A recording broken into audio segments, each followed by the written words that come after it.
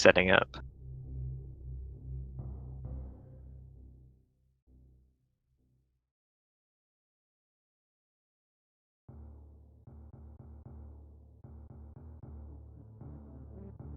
So we have, again, we have Maniacal and Solsky on the restream.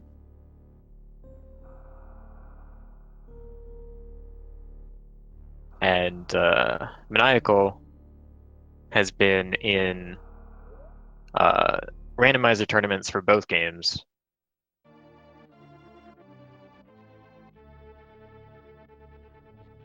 He was in the Swiss stage for this, the standard Link to the Past randomizer tournament this spring.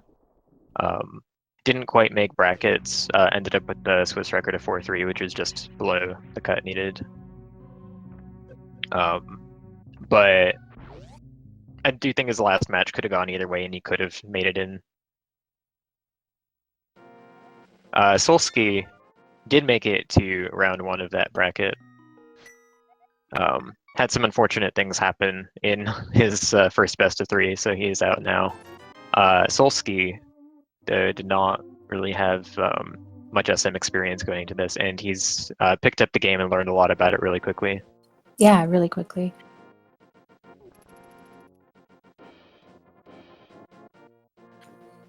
We did see Solsky check the Lake Hylia item when it was just a reserve tank, so I doubt that they'll be going to pick that up.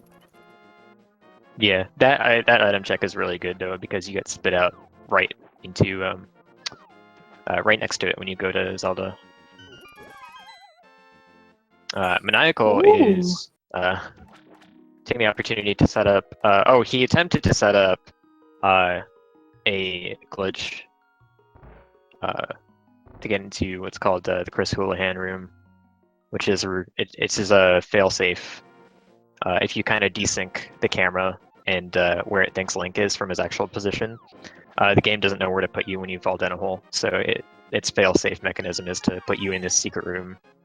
It has 225 rupees in it, so we'll see if he gets it now. There we go. And Solsky found the mirror in the chest to the right of the uncle, a red meringue off of the uncle, and 10 bombs in Link's hut.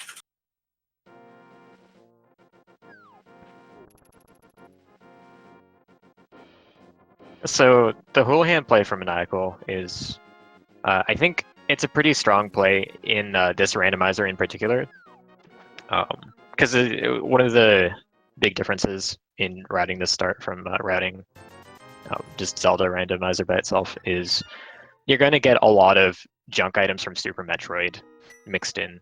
So this means less of a chance that you'll be happening upon bombs and rupees and such early on.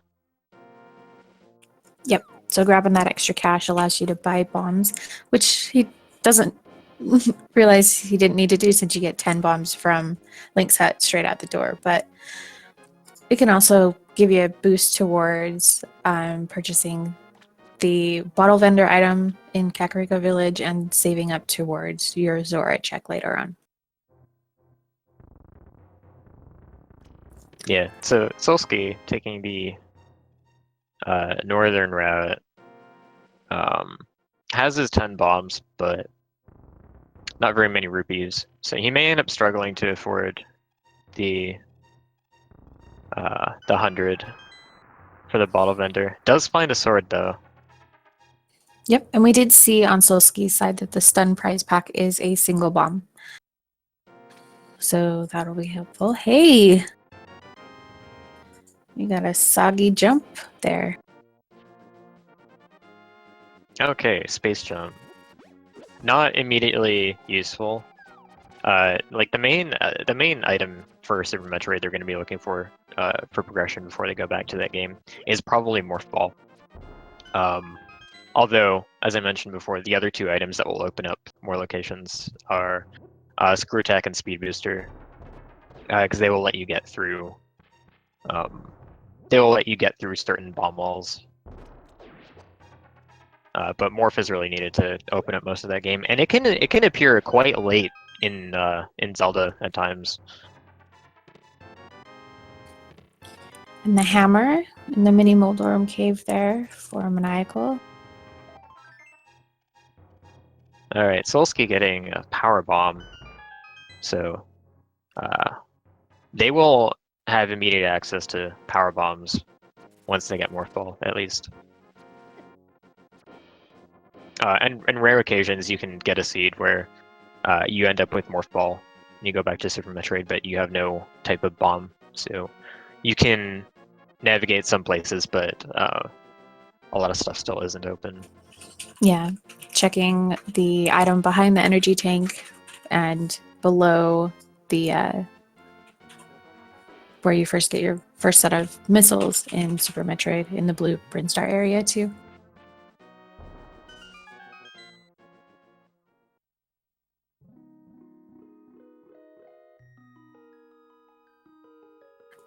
Oh, X-ray on Maniacal and a blue potion from the bottle vendor on Solsky's side.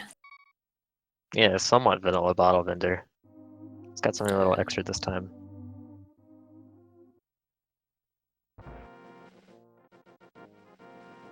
All right, so what's needed for SM Go mode?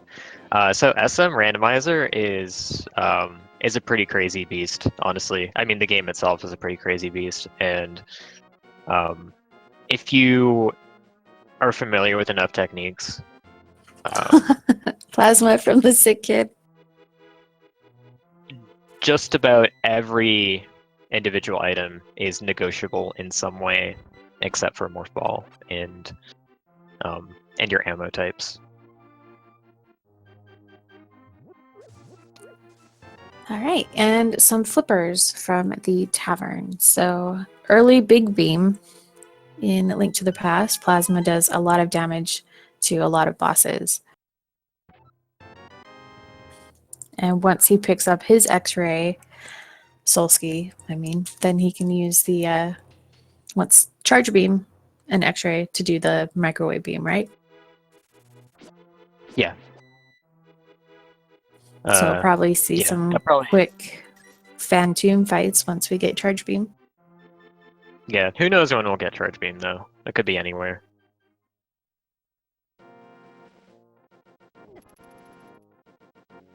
Does X-ray even have any use? It does. So it has kind of fringe uses. There's a glitch you can do with X-ray called X-ray climbing, where you can get stuck in a door and use the X-ray to force stand yourself over and over, which raises you a little bit each time. It has a lot of crazy out-of-bounds applications, which are not allowed in this, but it does also have some inbounds applications. One of them, probably the main one, being getting out of Dragon's room without the gravity suit. Or Space Jump, which we already have, so.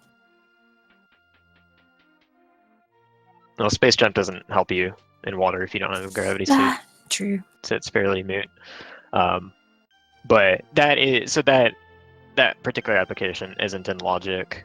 In fact, doing Dragon at all without gravity suit is not in logic. There are a bunch of ways to get out of Dragon's room using different combinations of items, like Spring Ball, Grapple, X-Ray, but they're all considered something. They're all considered things that we don't want to force players to have to know for a tournament setting.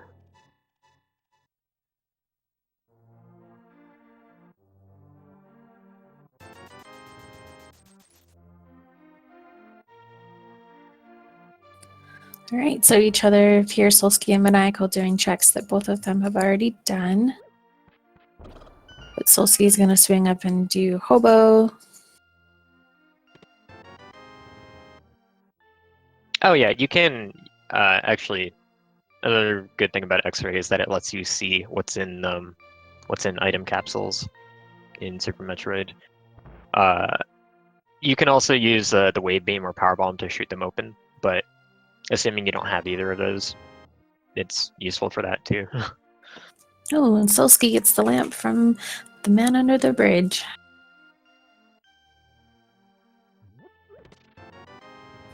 We just need a pair of gloves. That gives us Dark World access. Or, I'm sorry, Death Mountain access. And then Moon Pearl and gloves for Dark World access.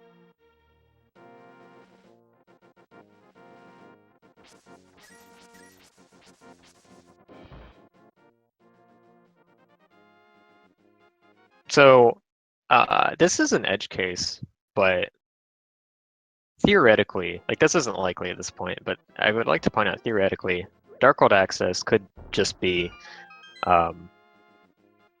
Moon Pearl flippers and then all the items needed to get through Meridia. So they do need a glove from here to directly access the Dark World from Zelda, but it is still possible that it doesn't turn up here. But it could be an SM somewhere. Yep. And it looks like a quick map check showed Eastern and Desert Palace as our 5/6 crystals and Hera as a regular crystal. Yeah, so it looks like Maniacal is going to go up and clear Harrow Castle, which is really good to have the sword for. He's also going to get his mirror from the Uncle Passage.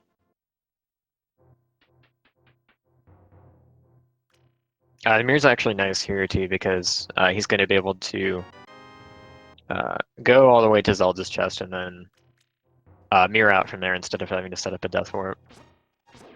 Yep. Though he may save and quit since he doesn't have lamp, and he may not be thinking about doing the back of escape or the dark cross room until he finds lamp. Yeah, that's true. That is the dark rooms are not, or they are locked by lamp in the logic. Although you can do them without. The game will never force you to. We do know that the lamp is available on Solski's side, but Maniacal doesn't know that. Though the sword, if he does choose to do the dark rooms, the sword is going to make navigating them a lot easier. He can hold out the sword and use the sparkles to move around or to see where he is. Killing that pesky key rat is a lot easier with the sword than it is with bomb or another item.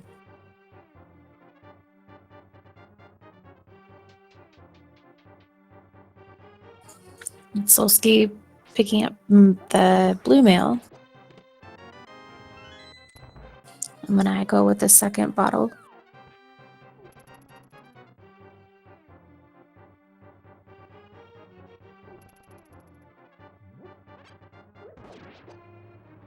Solski also making the quick play over to the escape sequence.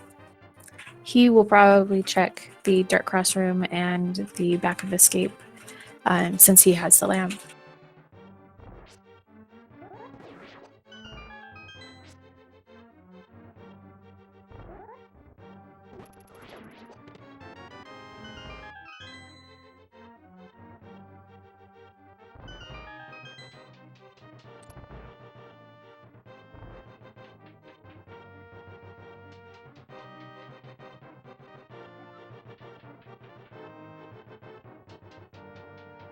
So I don't think we managed to see King Zora's item from either of them because not enough money is in play. Yeah. Maniacal hasn't been up to the Zora area yet.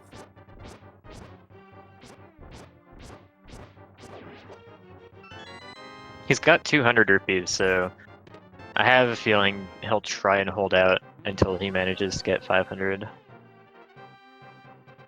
They're not in a great position to farm any rupees, though. There's a decent spot near the desert area that's under a rock. There's a cave that has 50 rupees in the pots. Okay, alright, never mind. We have a glove. Yeah. Okay, so once we have Moon Pearl, we'll have Dark World access.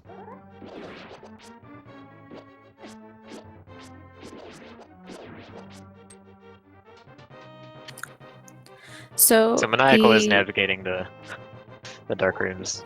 Solski having absolutely no trouble getting through them at all since he has the lamp. Yeah, and we do know the sanctuary item was already found, so the map will be back here as well. Maniacal finds his glove. Ooh. So it's actually pretty funny that the glove is in there. It wasn't in the back three, but the glove is a way to access the very back three chests of the escape via lifting the rock in a cemetery here, pushing the gravestone like Maniacal's doing. So he's actually doing that as opposed to continuing through the sewers to get these chests, which is probably a good decision since he doesn't have the lamp.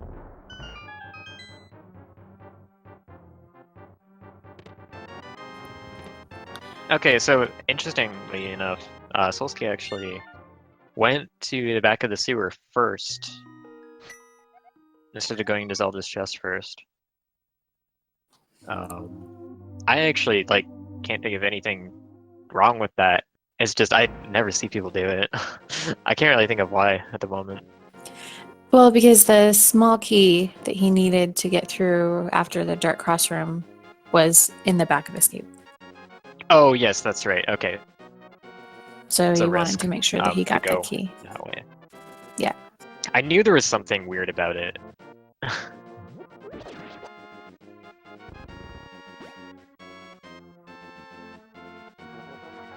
Maniacal is also going to traverse the dark paths up to Death Mountain here.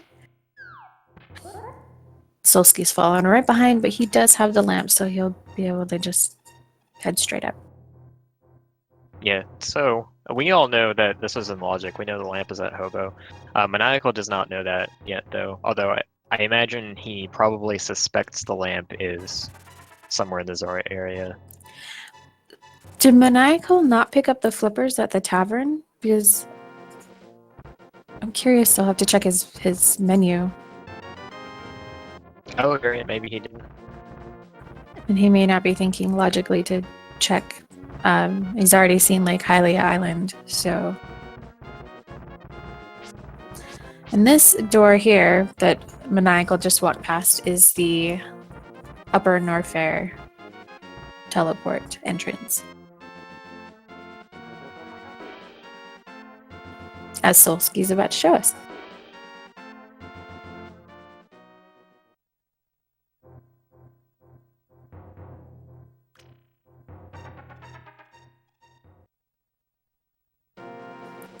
And one other thing worth noting, Solsky, oh, there's the high jump boots. Once Solsky got back into Super Metroid, he went right into his menu and turned on, and the Moon Pearl, turned on his plasma beam.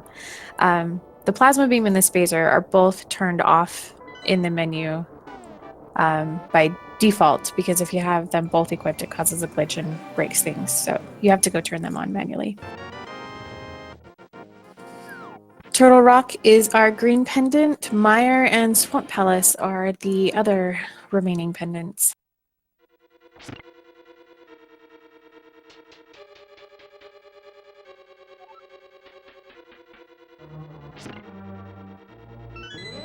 Okay, so I see we had a check of that green gate Yeah, high jump in boots. Norfair. That's an interesting check. Like, that's a really good check to do. You can't get that item from that side. You have to get it going deep into Norfair and come out of there.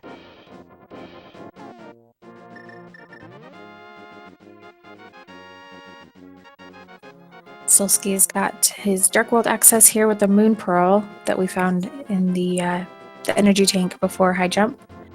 He'll be doing the Hype Cave check here. Yeah, Hype Cave's a pretty good instant go-to once you get Dark World access. Assuming you get it via the hammer. Ooh. Dang, man. Okay, Spring Spring Ball, Ball. Bombos, and Titan's Mitt. That's a pretty hype cave. I'd say mostly because Yeah. of Spring Ball, but Once you get Morph Ball, that helps a lot. yeah, the other items are pretty good too. We don't know quite yet if Bombos will be needed for anything at all. Oh, we have Mire and Turtle Rock pendants, so we may require no medallions at all this seed.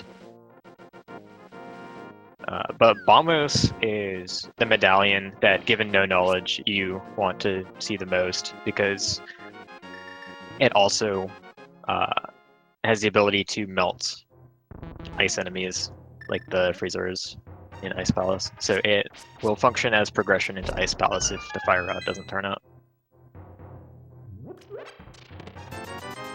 The other two medallions, Ether and Quake, don't have really any progression uses aside from opening medallion dungeons.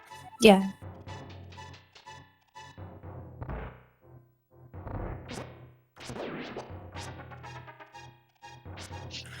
Maniacal in Paradox gets 50 rupees and a regular missile in the first chest, and these other 5 chests here, we'll see what is there.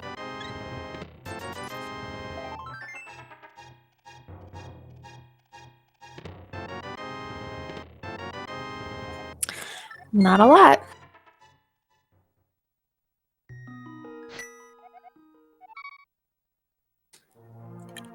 He went into Hera. Was it locked in the basement by a fire source?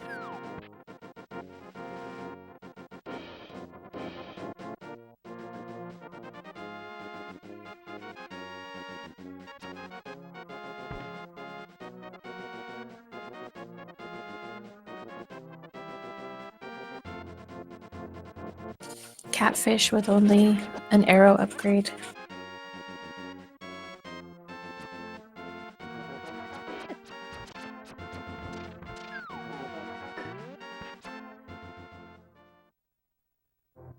So now Solski's probably going to make the same Paradox Cave and Tower of Hera checks that Maniacal's just made. Maniacal checking Sahashwala's hut, getting 300 rupees. That opens Zora for him.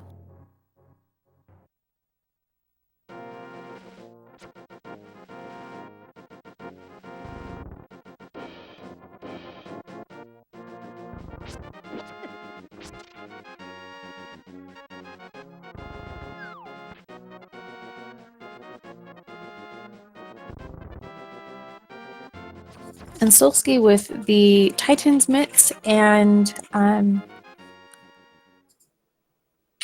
the Moon Pearl will be able to do a couple more checks here on Dark Death Mountain as well.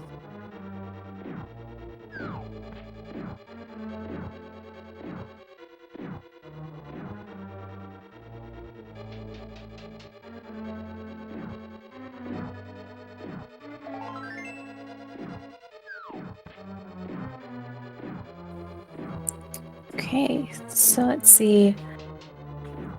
All right, so Hera is fire locked with a basement check, and Maniacal, without having picked up the lamp from the hobo, wasn't able to go any further in Hera.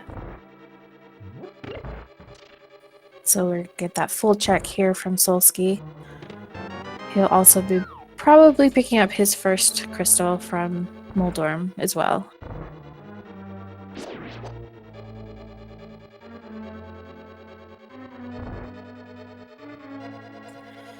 And Eastern so far turning up relatively empty.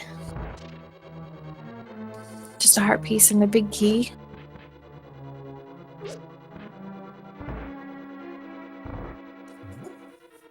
And Solski heading down here to the Hera basement. With the lamp, he'll be able to grab his big key and head up to the top of Hera.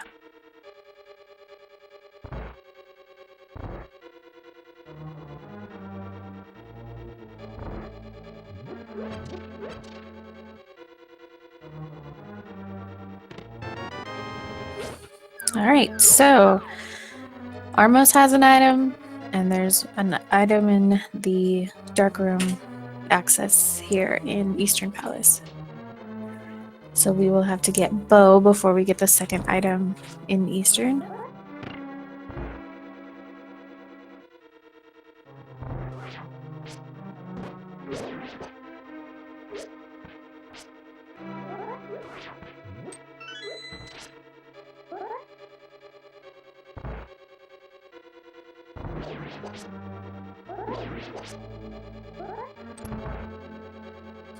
Maniacal making quick work of the dark rooms there in Eastern Palace.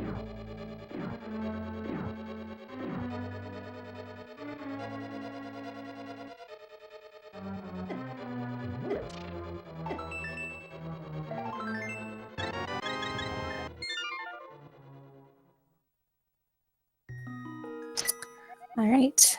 Now we'll quickly finish off Moldorm with the hammer, which does tempered sword damage. Oh no, Solski! Okay, so I take it that Maniacal went up to Hera and found it was fire locked. Yeah. Okay, that makes sense as to why he was going into Eastern. Yeah. That's pretty unfortunate for him. He was about to find the lamp, and Yeah. No, Solski. then he'll be able to go to Hera. I imagine he'll just go straight back to Hera after this. Yeah.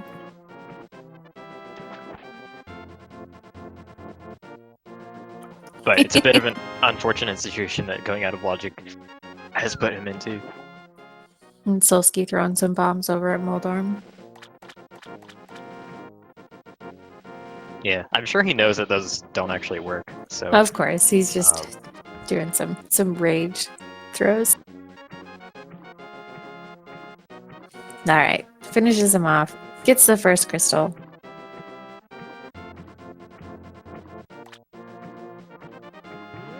actually, I didn't see where Maniacal managed to get rupees at. Back of Sahashala's hut has 300 rupees.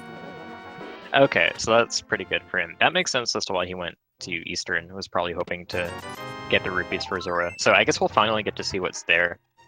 Yeah, King Zora specifically. They have progression, like Solski's got progression to get all these items over in Paradox Cave, so I don't necessarily expect to see anything at Zora. Well, and additionally, with Moon Pearl and Titan's Mitts, he can check the Super Bunny Cave and a couple extra things on Dark Death Mountain. Yeah, that's true. He'll also be able to see which medallion opens Turtle Rock. Which may or may not be useful information. Chat's gonna hope that it's useful information and that something required will be in Turtle Rock. Or behind the green pendant. But 500 rupees to King Zora, netting us only 5 more regular missiles. No, those are the most expensive missiles I've ever seen. In this game. I'm sure that there are real life missiles that are more expensive than that. Yeah. And Maniacal making the play back up to Hera, just like you said. Unless he dips into Super Metroid here. Nope, not yet.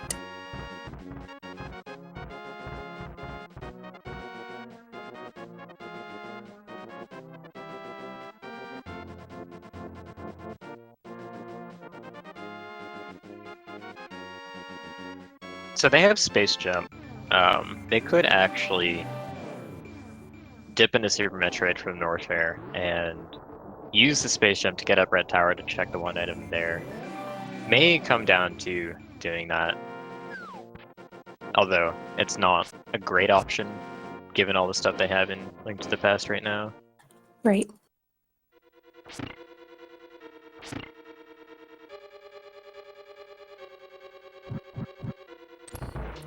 Especially once Maniacal heads into Super Metroid to pick up his Moon Pearl, then he can head over to Hype Cave and also pick up his Spring Ball, Bombos Medallion, and Titan's Mitts. That opens up a lot more stuff in Village of Outcasts and other overworld checks for Link to the Past.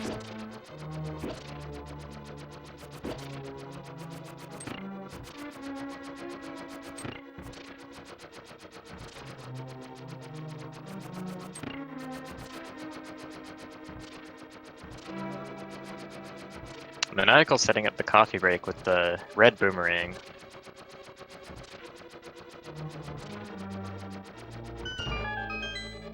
The blue one isn't. Oh. Solsky finds bombs in there in Super Bunny Cave. Still Wait, Super need. Metroid bombs? Yeah, just regular bombs. Okay. But not the morph ball, so still need the morph ball to be able to use those bombs. Okay, Turtle Rock Medallion is bombos, so Oh. it will be somewhat open once they find a Cane of Samaria. And hopefully a fire rod so they can at least do the right side roller room checks.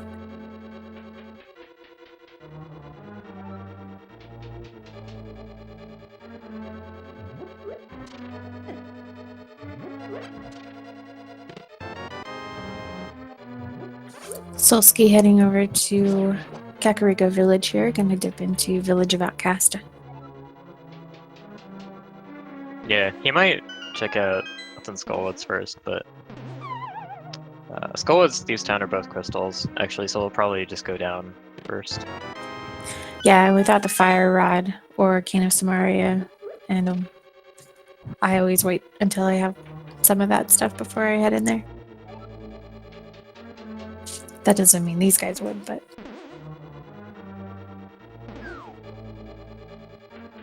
I like to go up and check the front of Skullwoods if either one of them is a pendant, or rather, if Skullwoods is a pendant. ooh, silver arrows.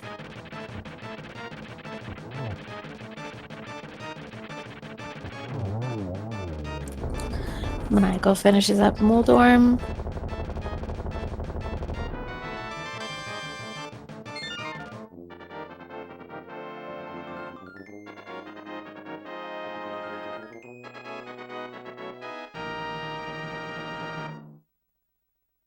But with Thieves Town being a crystal and having the hammer to make sure you can check the big chest, the decision to go there is pretty clear cut.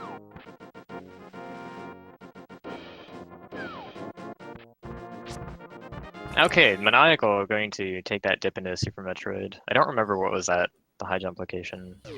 Moopro. Oh yeah, that's right. Okay, so he's gonna get his Yes. Dark World access from here. Hopefully he can kill that Nova. Yeah. Oh, Ooh. just barely got it. Okay. So you have to kill that Nova to open the door. And if you don't get him, you don't have Morph Ball. That kind of sucks because you have to wait for him to crawl all the way around off screen. Ever.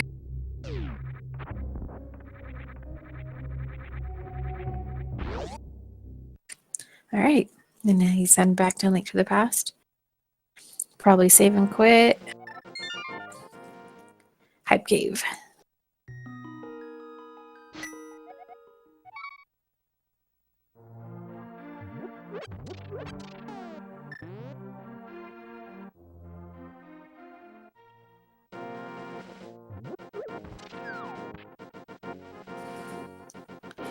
All right, Solsky heading into the back of Thieves Town.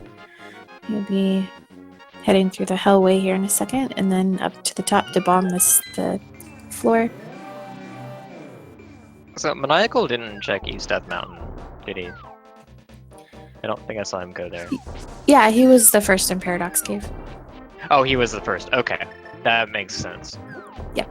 Oh, right. He would have done that on his first trip to Hera after ignoring Hera. Okay, that makes sense. Yeah, I missed a little bit. I was having some internet issues, so my bad. It's all good.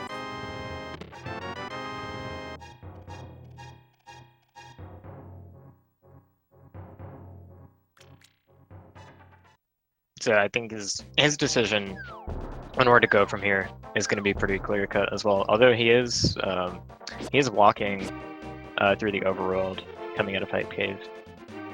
This is a route that some people will take after Hype Cave. I really like it if you have the mirror, which these runners do. So it lets you get the Haunted Grove, the cave south of it, and Digging Game, and then like since he has the Titan's Mate, he can actually just lift a rock and go straight into Village of Outcasts. Yeah, he can also grab the frog on his way through. He won't have to worry about bringing the frog to the digging game or anything.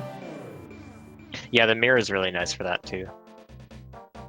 But like even if you don't have Titan's Mate, it's still a good route to take if you have a mirror, because after a digging game you can mirror. Ooh, charge beam. Okay, so charge with plasma and X-ray.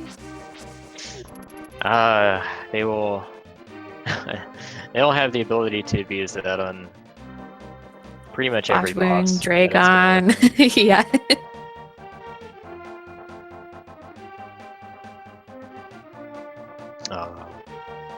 But we'll get to that later once they actually open up more of SM. But yeah, so even if you don't have Titan's Mate, you take the west route through here, and you mirror after Digging Cave, and then you just walk up and you're in Kakariko. I found that to be a really nice way to get the walk to Kakariko out of the way if you don't have the flute. Because the other way would just be like save and quit to Sanctuary and then walk a few screens. Yeah. You can at least get something done at the same time using this route. X-Ray and Grapple are not on the tracker because they are visible on the HUD in Super Metroid. I had a question. Solski, while fighting Blind just now, started on the right side of Blind instead of behind him. Is that a better way to do it when you have the fighter sword, simply because it's not as long as the master or tempered sword? I've never thought about it. I don't know that I've ever seen anybody do that before. I think that's what I normally do. I honestly don't remember. I just kind of do the fight. I don't really remember where I stand. And Ice Rod in the brewery there. No, I stand behind. I stand behind for the first hit. Yeah, but he was on the right side of Blind for all 3 hits, so.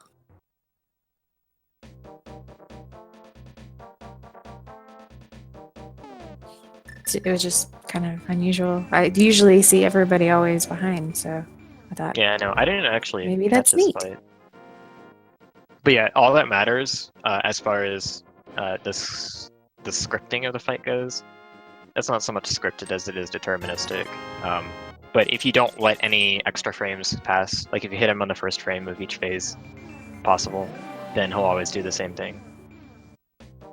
Because it doesn't give him any time to vary any of his movements. Just some regular old garbage from the blacksmiths today.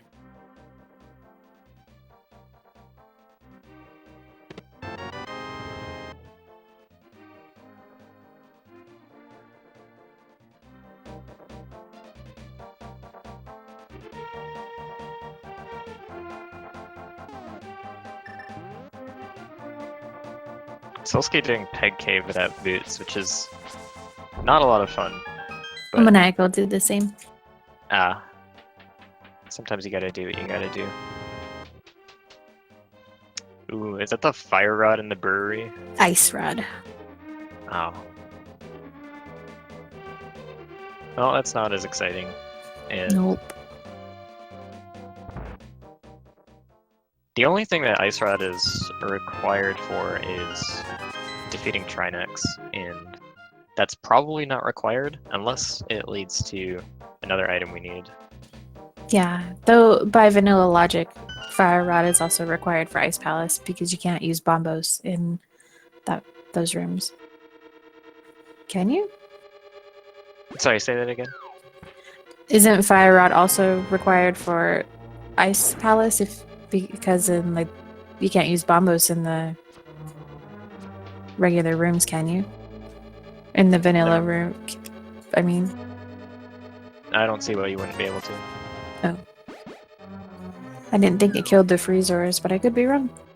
No, it does. I mentioned that earlier, actually. Oh, My bad. It is an alternative to the fire rod. That's why it's the best medallion in a vacuum. Even in vanilla? Well, in a vacuum. Vanilla, Yeah. you have predetermined knowledge, assuming you've Yeah. played it before.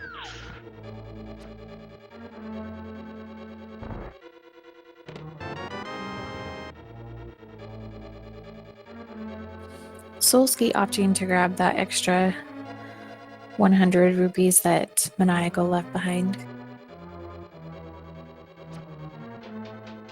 Yeah, I still don't think Zolski has been able to check King Zora. So those rupees are a bit more on his mind.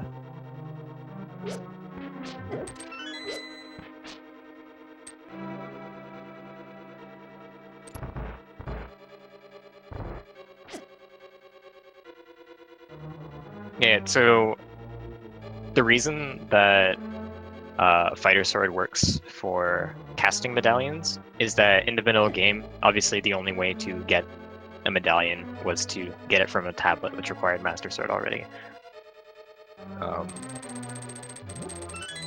So they didn't feel the need to check for it when you're casting it. It does check for a sword, because the only way to get rid of your sword at that point is to turn it into the smiths. So only during that time is it going to have a need for you not being able to use the medallion.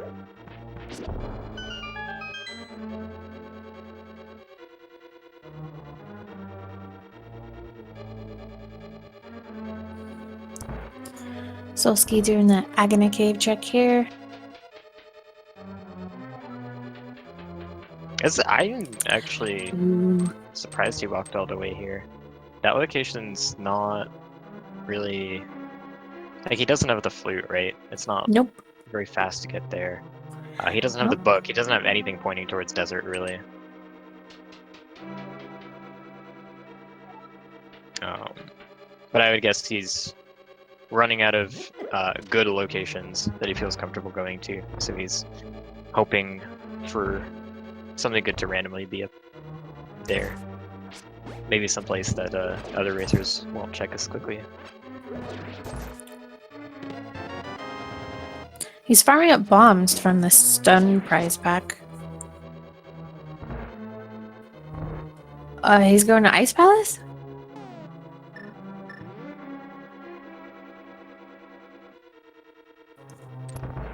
Okay.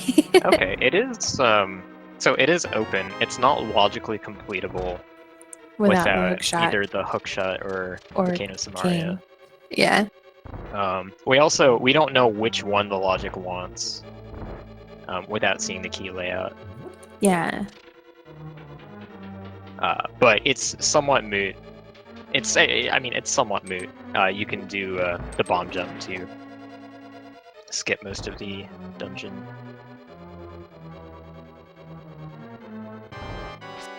But like, as far as logic requirements go, if you're still looking for items and you logically need an item for a certain location, then the item can't be there, so you're less likely to find something that you're looking for. Yeah.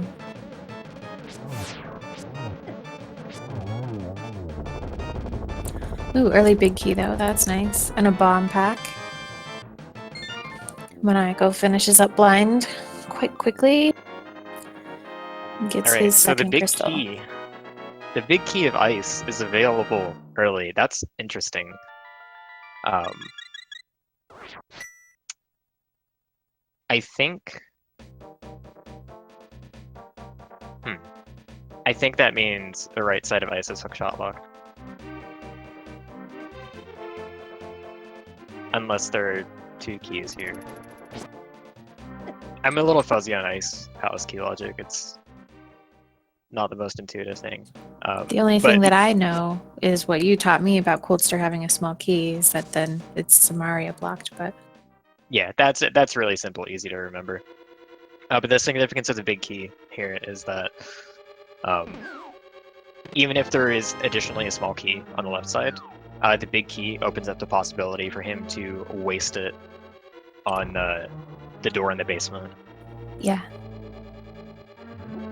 which means hookshot could be required to get through the red jelly room to reach the right side. If you can bomb jump it, though. Bomb jump's not in logic, so. Right. Ooh, big key early in Skullwoods, too.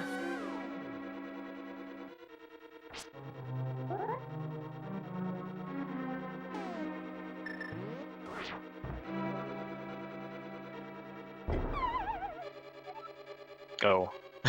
I think he was a pixel too low for that bomb jump.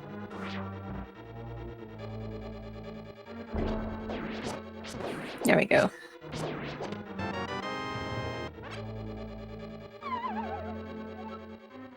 Okay, Solski taking out his bombs. Oh wait, no, he's okay. He's gonna bomb jump. He's gonna bomb jump across this pit to get to the red jelly room faster, and he's gonna bomb jump that as well.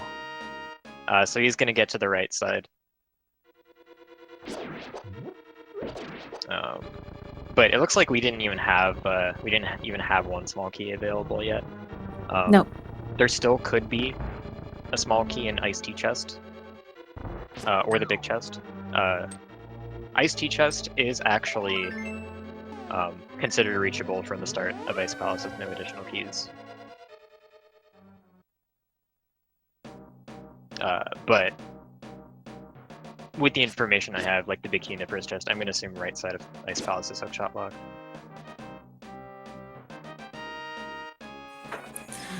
And it looks like Maniacal found both items in Skullwoods, but without Fire Rod, he's just gonna check Bumper Cave and head. Probably Graveyard Ledge. Yeah, Graveyard Ledge is a decent check right now. He has the flippers, so after doing that, he can jump into the river and head over to Catfish, and then Pyramid, and then probably go down to Palace of Darkness.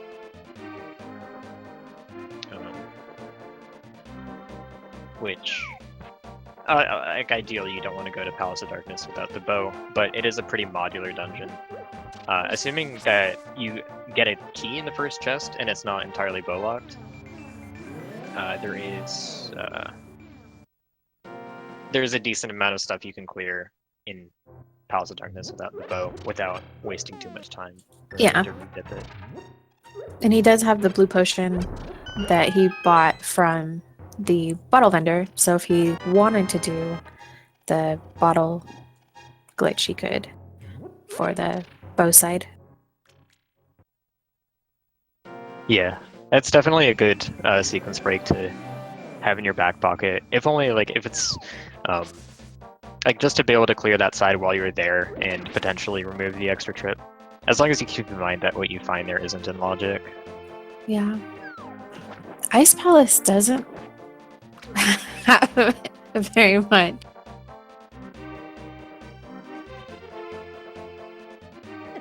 I mean, it's a crystal, so he's still got to do it, but... Yeah, but him, Solski being under-equipped at this point, not having hookshot, not having... having to go back for these fairies, too. Having Fighter Sword is just, like, not really the quickest Ice Palace that he could have done. As opposed to had he done it later. I think there's just Cold Stare might have an item. I think, like, I definitely think I would have gone to, excuse me, Palace of Darkness before going to Ice.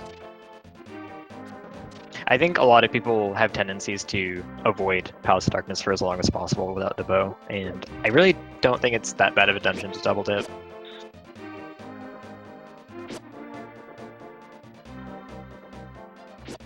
So Solski has a full bar of half magic, which is really good, but he does not have the Fire Rod to use that bar of half magic to assist him in the Cold Stare fight. Only has Fighter Sword, which can only hurt Cold Stare with spin attacks, and very little at that, so he's going to use the hammer.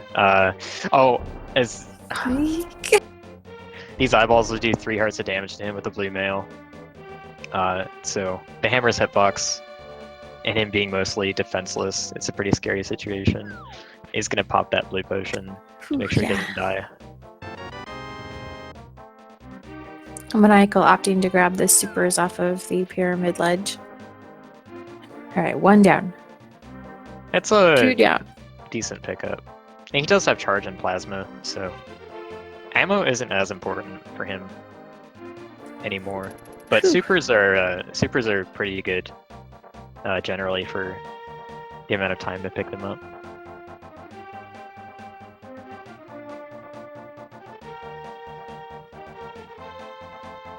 Cold Stare did have a small key, so... And considering Fighter Sword, Hammer, Cold Stare with Blue Mail, that was a really good Cold Stare fight.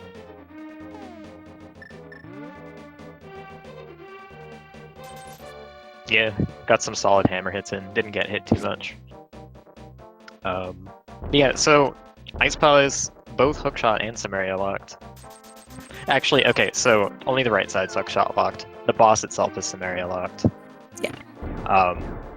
But I don't think he found anything in there, so it's pretty moot. Yeah.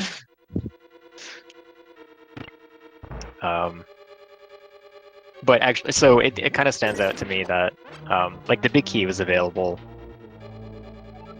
I believe. I'm trying to think. Is Cold Stare available without the hookshot? Because Swamp is a pendant.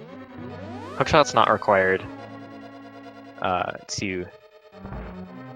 Well, yeah, Hookshot's required to beat Swamp, but Swamp is a pendant. So at this point, I'm wondering if the Hookshot can still be in Ganon's tower.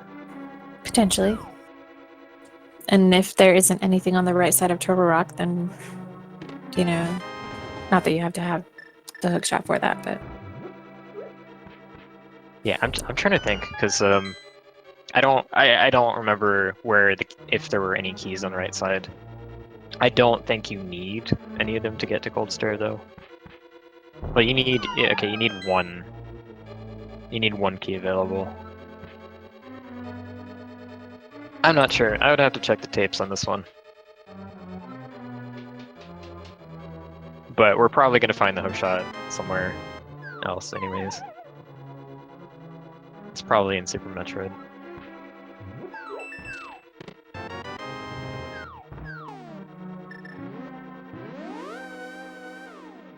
So far, just some keys and a super missile, I believe, in pod.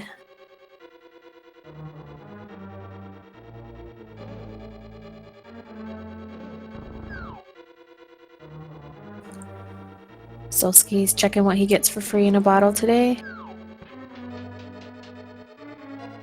I'm kind of surprised he went all this way to do that. He hasn't checked King Zora. He hasn't. Okay. Alright, so Solski finding a fairy, he's pretty upset about this because I think what he wants to do is after he checks King Zora, he wants to go to Palace of Darkness. So he's hoping for a potion there. So he could of some color. Into the right side.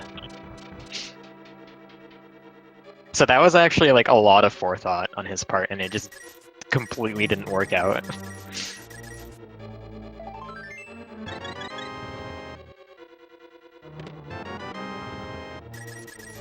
Not a lot going on in pod, it looks like. Where are all the items? Where's Morph Ball? Like, Morph Ball's gotta be in Dark Maze. Something like that, it's gotta be in Dark Maze at this rate. Hopefully. So Solski did a hard reset, setting him back to Super Metroid. Yeah, so I don't... this actually has a dual purpose too, so like he hard resets, he's getting his money back from spending it on Zora. The hard reset also always puts you in Super Metroid, because that's where the game boots from. So he might actually use this opportunity to go check the 2 items in Blue Brinstar. Like at this rate, given we're finding a lot of nothing in in Zelda, maybe where an important item is. But it looks like he's not doing that. Yeah, the big chest and pod. Just 10 arrows. It's really easy to forget this too. Solsky picking up a red potion. I didn't see And for probably heading sure. over to pod. I didn't see for sure if Maniacal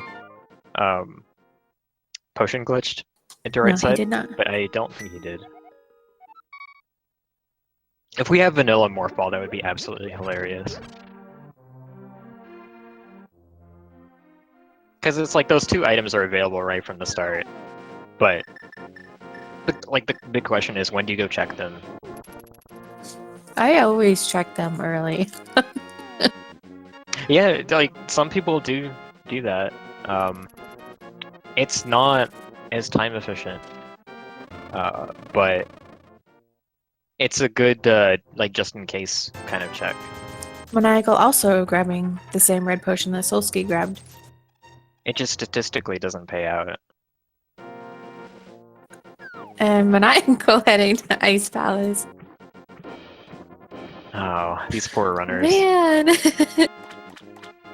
Like, it's easy to forget about, right? Like, it's just out of sight, out of mind. I was so sure that Solsky was using a hard reset as an excuse to go check Blue Rune Star. Yeah.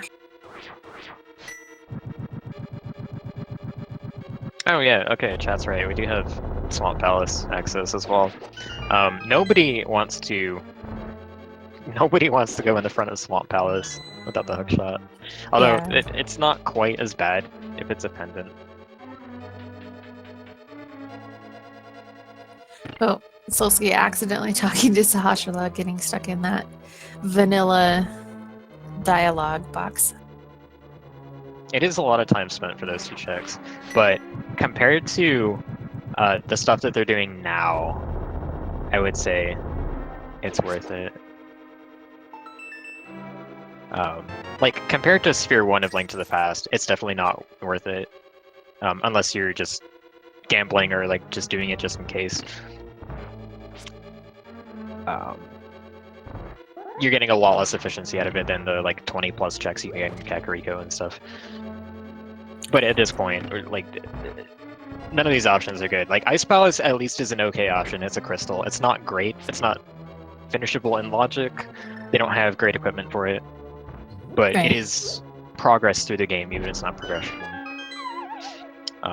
Pod, also not bad because of how modular it is. And we're going to see the right side of pod with Solsky as he grabbed that red potion before coming in. So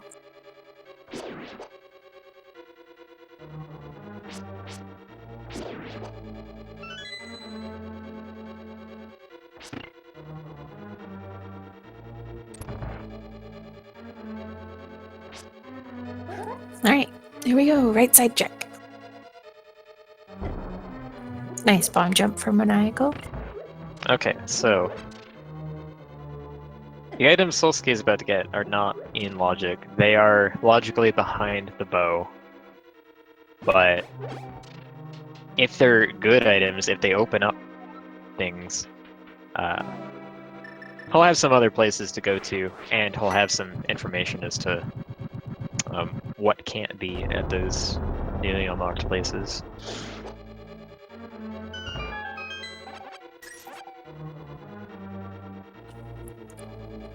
All right, potion glitch completed. Yeah, so that the way that glitch works, I believe, is if you're scrolling the screen left as you use a potion, the game fails to lock the camera after you go through the door transition, assuming you don't have it snap to the left edge of the screen. And all you have to do to get the door open is get all the enemies off camera. And nothing on the right side.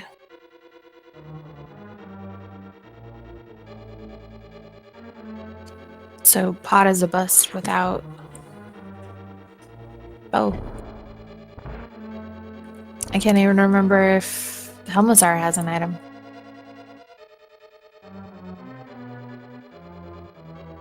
Can we talk about what's required for hell runs? Yeah, sure. All right, so hell runs refers to traversing Norfair without the various suit, so you're taking constant heat damage. I think it's at the rate of 1 energy every 4 frames, something like that. So in logic, getting to Ice Beam's location requires 2 energy tanks. Getting to basically the rest of Norfair, like if you're going the main path, you'd have to go through Vanilla, through the Cathedral, through Rising Tides to Bubble Mountain. That logically requires 5 energy tanks. It actually only logically requires 4 in the standalone SM Rando, but I guess for like to make it a little bit more accessible to newer runners from the LTTP side, it was logically increased to 5 E-tanks for this. If you're going through Cathedral, you also do need a way to get up to the door in that room. Speed booster, screw attack. I mean, space jump. Yeah, they do a space jump, so they would be able to get there. Yeah. And actually, yeah, so you can get all the way to Bubble Mountain, and you can actually do most of those checks without the Morph Ball. And I didn't see actually how much energy Solsky had when he reset into SM, but it's possible they could have enough for that to be a logic right now.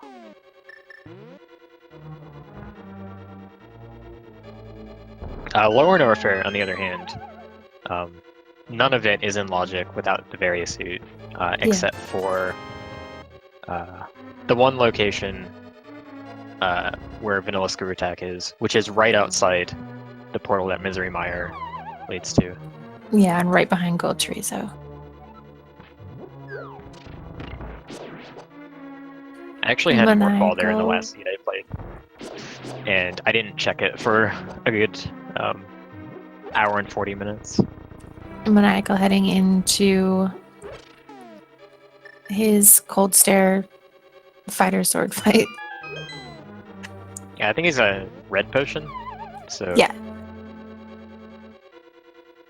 He's going to be in a similar situation to Solsky. So now Solsky, running out of options, he's going to do this Eastern Palace dip that Maniacal did so long ago, and he's going to find nothing here as well.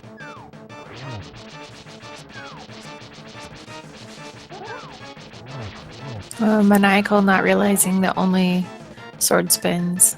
Oh no! Oh no! Ooh, that was so close. Close. I mean, like, so he had invincibility frames from getting hit, so he was pretty much fine. But if he had paused to use the potion before taking like another step forward, he may have been hit by that. Your iframes don't run out. Yeah, they don't run out while you're in the pause menu, at least. Okay. They actually, like, they don't even run out during screen transition. So, like, you may have seen in Link to the Past Randomizer, you know how you get iframes if you jump into a puddle of water without flippers? Yeah. People do that outside the mire shed if they don't have flippers to be able to walk through the sparks. Oh, I so see. that actually still carries through during the area transition.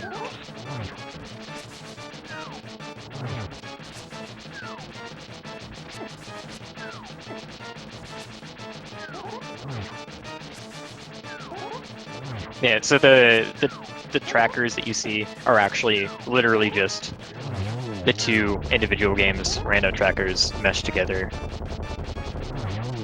And the one for SM did not have Grappler X-Ray on it because it was visible on the HUD at all times. Now that's not the case, obviously, since we have 2 games in one, but that was the original designs of the tracker.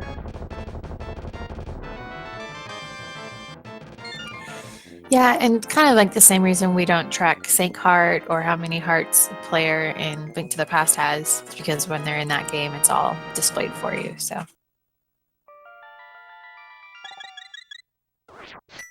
Yeah, so I am one of the seemingly rare breed of randomizer players that doesn't use a personal tracker. Like, I just find it just distracting to click on stuff. And that actually makes it's weird in the crossover because you can't just see what you have in the other game at a glance if you're not using a tracker. So it does get a bit tricky.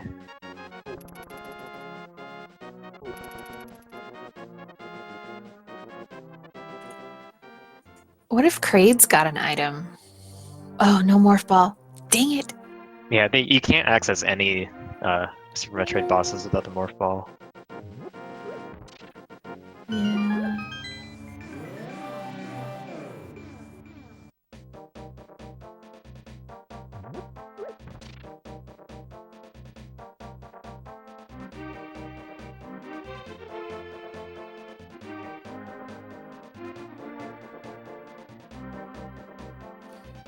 So what's Maniacal doing? Purple chest? Yeah, I guess so. There's got to be something in Brinstar at this point. Or And Swamp they either- Palace? Oh yeah, Swamp Palace. Like, okay, Blue Brinstar, like it's. I went over this before. It's slower to check it than to check Sphere 1 of Zelda. It's less efficient. But at this point, I would say if they're dipping into Swamp, if they end up dipping into Swamp before that, then they've just forgotten. Because like, there's no way dipping Swamp is better. Right. Like, especially like if you go down and find nothing in those two spots, you just hard reset. That's it. Gets you back up to the ship instantly.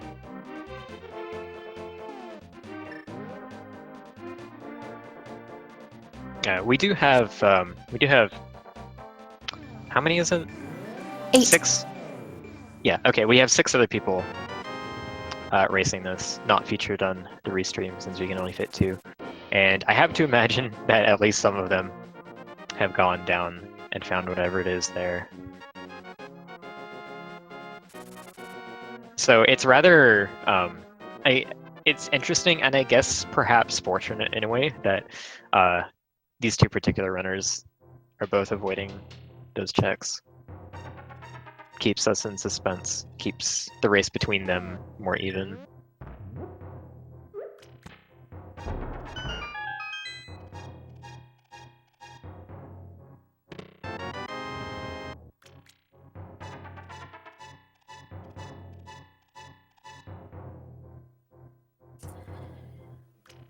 So you would check Blue Brinstar first before Swamp. I would have checked it before Ice. I Yeah. probably wouldn't have checked it before Pod.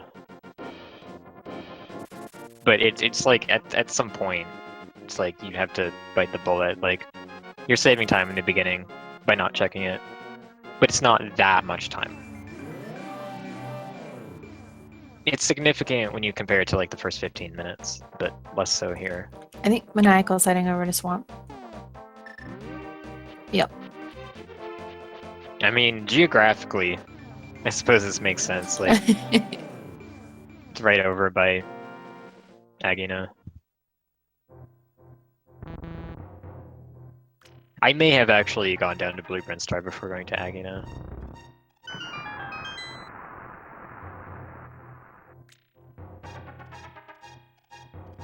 I'm probably a bad person, but I want to see Vanilla Morph at this point. Yeah.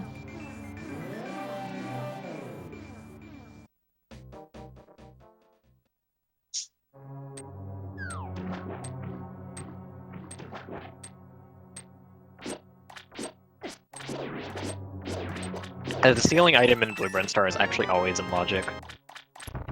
You can be expected to reach it using damage knockback. I think at this point, because there's so many items missing from both games still, that there has to be, like, Morph can't be in some place like Turtle Rock, as Chat's saying, because there's Well, there's just not, and we don't have Fire They Rod, we could don't have find- Samaria. they could find Samaria and have it be there. That isn't that Yeah, far of a I stretch. guess if it's on the left. Okay, so as far as the morph logic, as far as GT goes, Ganon's Tower specifically has all 4 Super Metroid bosses as a requirement to enter in the logic. And that's just so that you don't have to do all of Zelda before being able to do anything in Super Metroid. Because at that point, you might as well play the randomizer separately. That's not the point of this. But as far as like, you know, randomization goes, Morph Ball can still be very, very late in Zelda. Like that can still happen. So just to, like, it can't be literally at the end, but it can be close to it in rare occasions. Yeah, they wouldn't put Morph Ball on like Moldorm 2 chest. That would be a little ridiculous. But like, yes, theoretically, it could be on the boss of the final crystal in Zelda that would be logically available to get to. So Solsky is finally taking the dive into Blue Brinstar. Super Missile on the Morph Ball pedestal. So now we're going to see what that ceiling item is.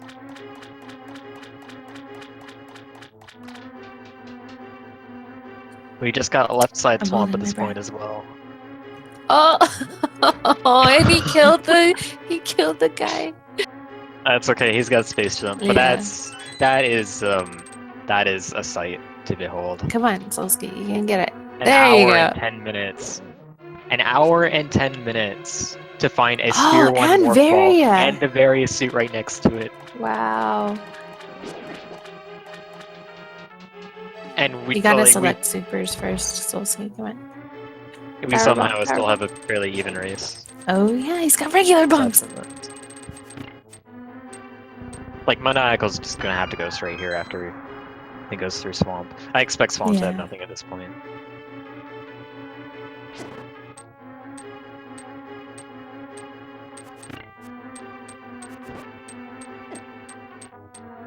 All right, well.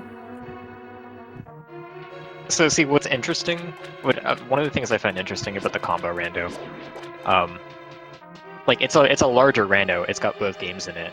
It's got way more possibilities for what kind of seed you can get. Like you can get an Aga seed, or you can get like an early Morph Ball seed. You can get still pedestal. a seed where you can get a seed where you have to go through Lower Norfair to get to Meyer, and Meyer is just in isolation. You have like early gravity, late gravity. Like there's just so many possibilities. Like Hell Run to open up. I don't know. Like, and because it's so new still, a lot of seeds that even runners who've been playing this a lot just end up as learning experiences. And we got Ether on the left side of Swamp here. Okay, so yeah. Single arrow. Yeah. I learn a fair amount of new things every time I play one of these. Just about like what decisions are good, not good in hindsight. How you can try and cover up certain bad situations and try and proactively prevent them.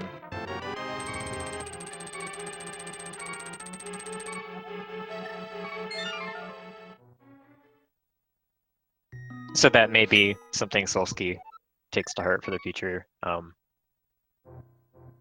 mean, maybe don't check Blue Brinstar straight away, but probably check it earlier than when he's done this seed. So, Ether and Master Sword in Swamp Palace. So, at least a sword. Not a total bust. We still don't know what the Misery Mire medallion is, and although it is a pendant, it could also be required. Master Sword, obviously required to beat the game and unlocks the tablets. Actually, if there's something good on the Ether tablet, that'll help him. I actually thought he was going to go into Norfair first. Oh, well, he doesn't have the book, so he can't check the Ether tablet. Oh, yeah, okay, that's right. But he is heading over to the East Death Mountain, so he'll probably do the Dark World checks, which is where he'll get his Super Metroid bombs. But Okay. that's... He still needs to go to Blue Brinstar. So Solsky finally having morph, this opens up a ton for him. Forced bomb Chorizo though, because he's got bombs. Yeah. That's not a huge deal. Especially with Charge and Plasma. And supers. Yeah.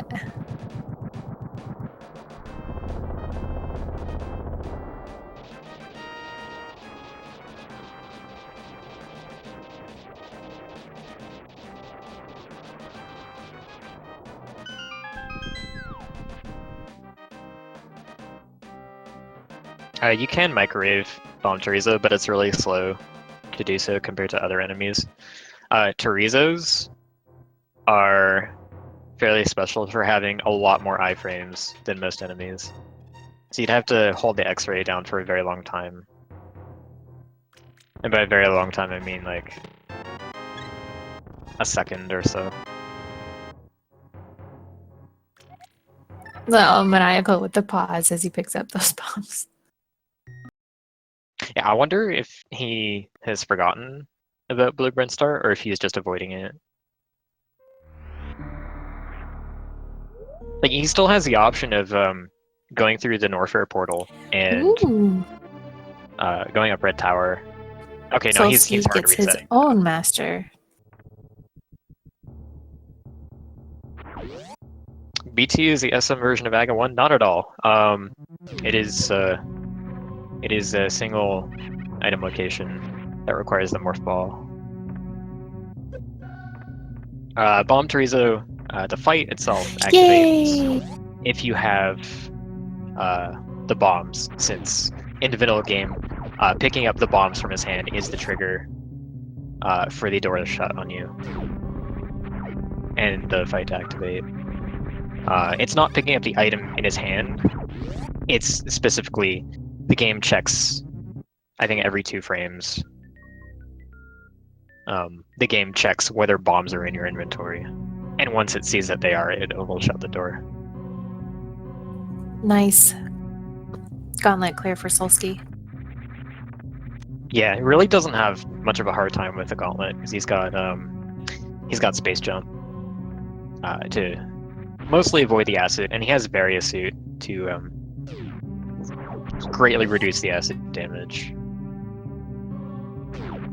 And having the regular bombs makes it so that he doesn't have to have the required 9 or so to bomb through these walls. I'm not going to condone any Aghanim 1 equivalencies in Super Metroid because they're really just not comparable.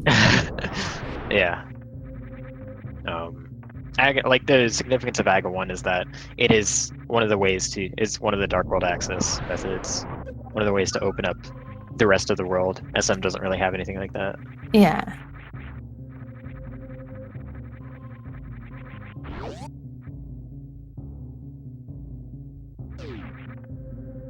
But yeah, Solsky's got a ton he can do right now. He has access to 3 of the 4 bosses at this point. Everything except for Dragon. He did not have enough E-tanks to Hellrun Upper Norfair, but now he has the Varia suit. Upper Norfair is an option for him. Yeah, super easy. Actually, and having space jump. Let me think about this. Okay, so high jump. We know where high jump is. High jump is in Norfair, so he can get it. So, like, logically, it's available to him. So that means Ridley is also available to him. That means Meyer access is also available to him via the portal in Lower Norfair.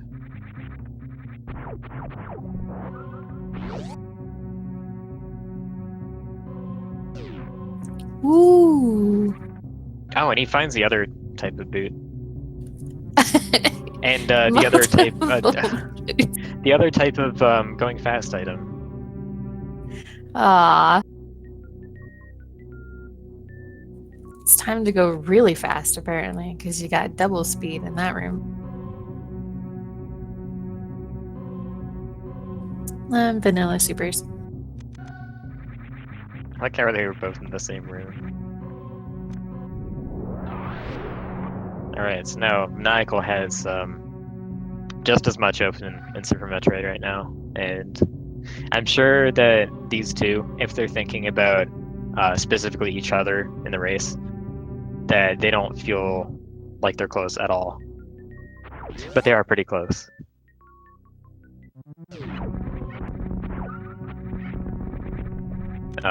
So like there's so many options available. Solsky is choosing to clear Brinstar, which it's pretty item dense.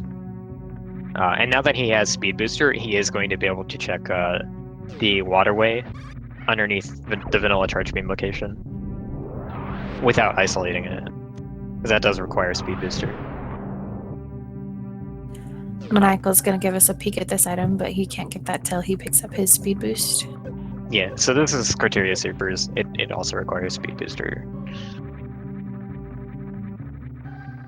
I do like this check, although it is kind of slow to wall jump all the way up here, but it's good information. Yeah.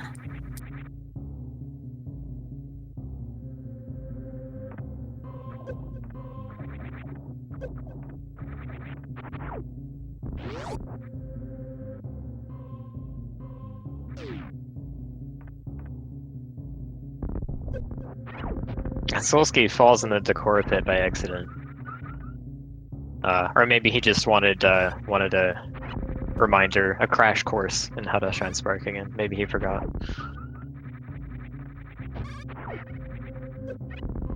But yeah, so it's interesting that he's making his way through this area first. He's not going straight to any Super Metroid bosses. So I will make this equivalency.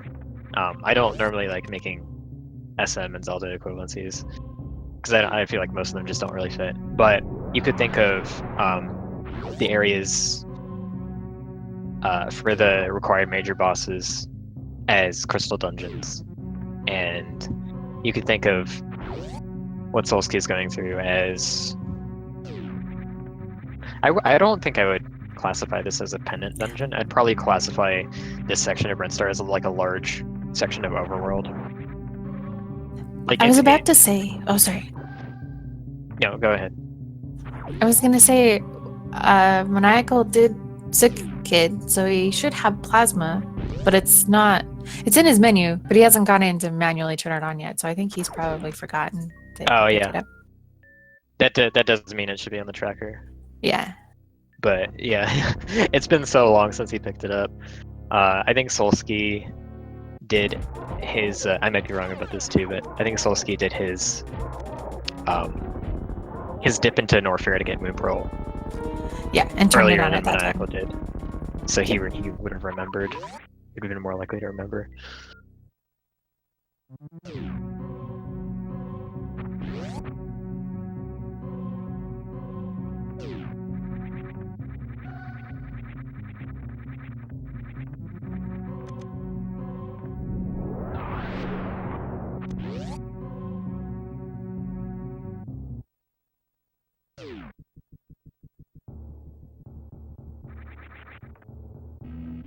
Actually, Solsky could do Dragon right now. I don't think he would want to, but it is possible. Actually, no, wait, hold on. No, never mind. Never mind. Forgot he doesn't have ice. This is my favorite way to do this waterway. Oh, it's the only way for him to do it. Right. Before gravity. You actually taught me that. Hey, hey, hey, hey! Screw attack. Which is, I don't think opens up anything with the other items that he's got. No. But it is nice to have.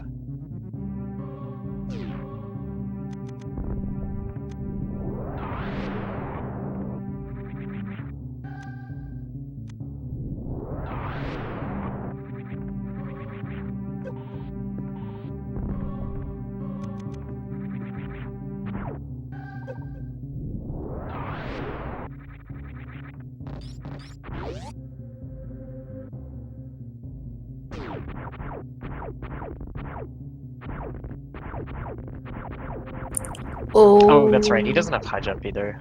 I forgot about that. But he does have Kano Samaria. Oh, he also knows. We know where high jump is, so it's basically in logic at this Yeah. point. Yeah, just so many options. Interested to see where they both go after this. I think Maniacal's going to do the swath through Brinstar.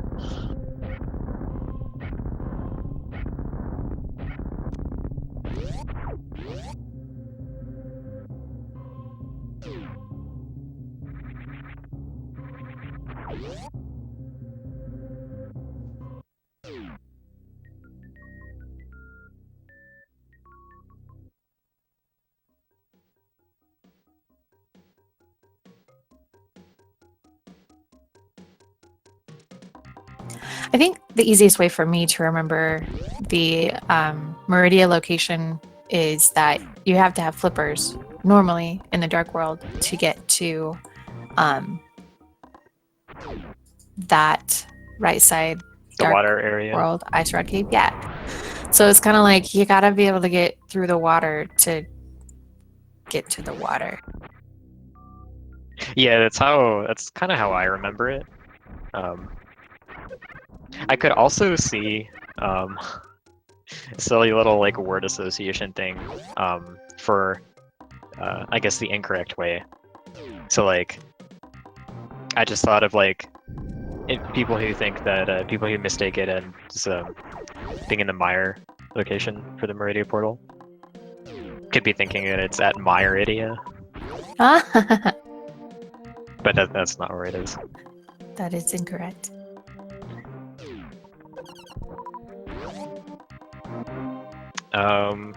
SM Go mode is honestly pretty subjective.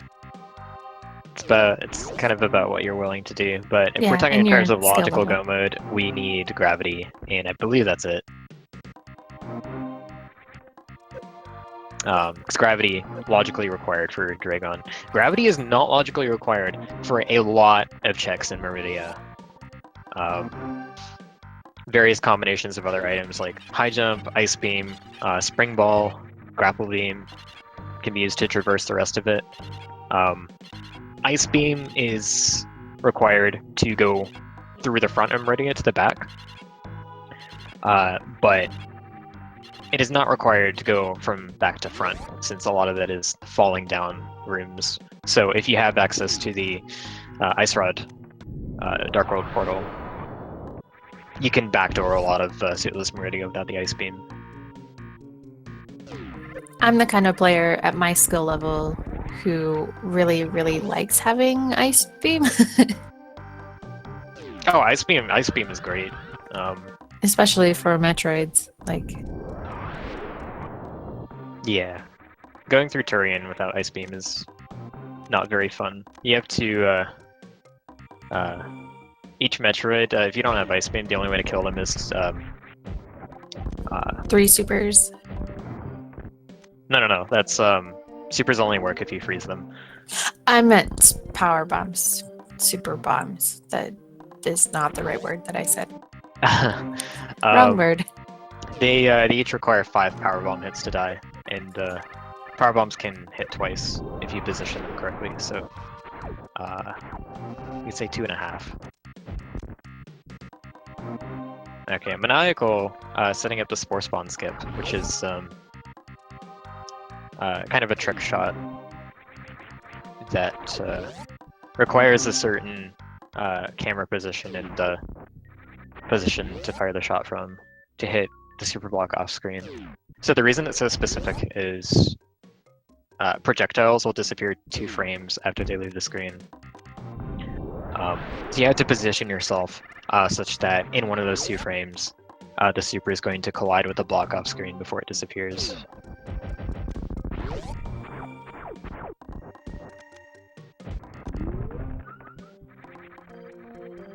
Maniacal also doing the super through the gate, which is an uncommon way to glitch gates.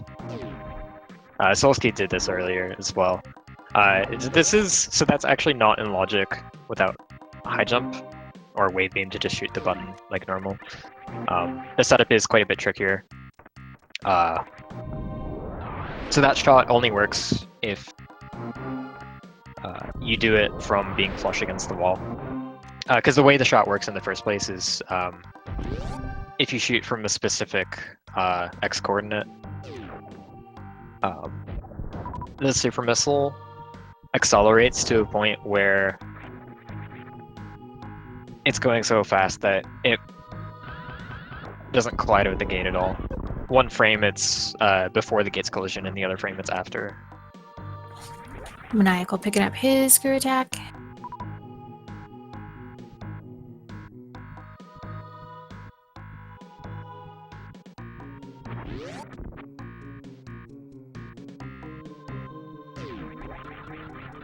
There's another x coordinate that works as well. Yeah, so I think like any multiple of 16 would probably work, or not 16, but there are several I believe that would work that just scale, like the height versus the x position just scales accordingly.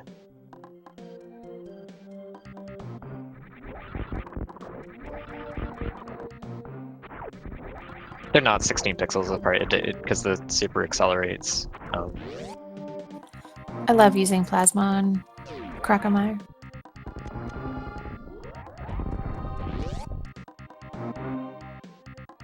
So fast. Don't think there's a third. Okay, well, I'll just leave it at that. It's pretty useless information, anyways.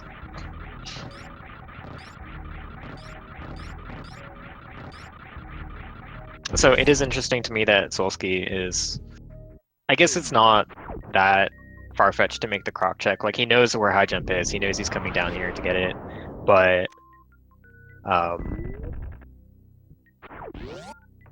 aside from Kraid, he's done a lot of clearing of areas that aren't a major boss area.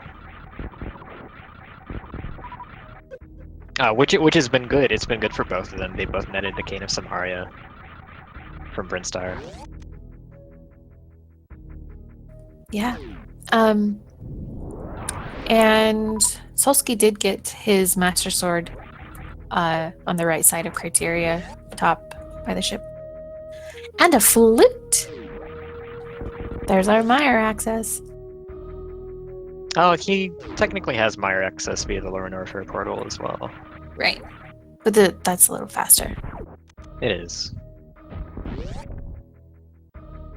So actually, now that I think about it, the flute and Samaria are not confirmed required at this point. Yeah.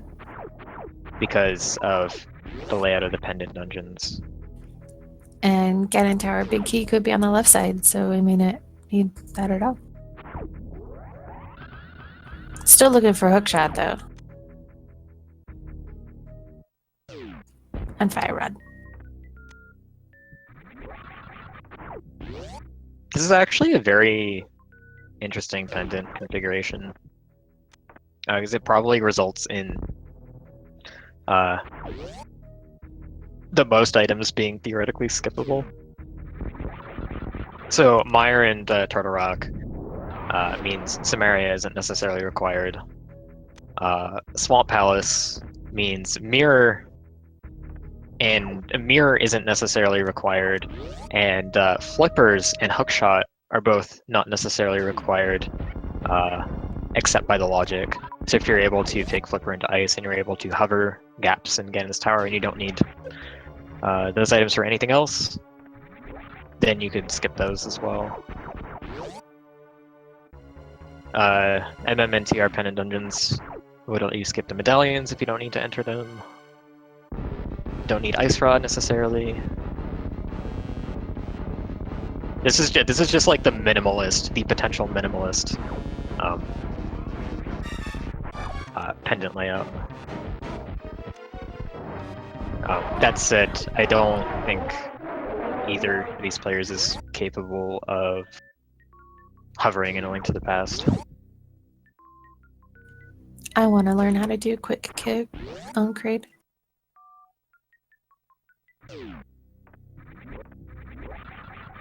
It's not too bad. A lot of the setup with the missiles is helped a lot by the positioning. So if you stand with Samus's front toe like a couple pixels off the edge, the timing to fire the first 2 missiles is really natural for like the first missile gets him to open up and the second one hits him with his mouth in the stunlock frame.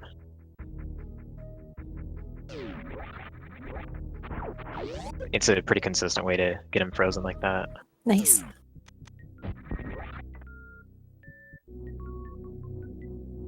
Solsky doing some Pegasus boots check with King's Tomb and Von Crocs here in a second.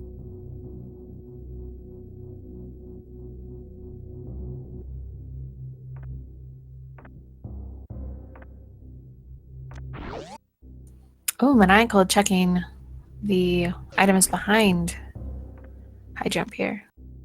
Oh, I don't know if Solsky did that. He did not. See. I've been completely burned forgetting the items behind here. Literally, since the fire rod was there for me, but it looks like there's nothing here this time.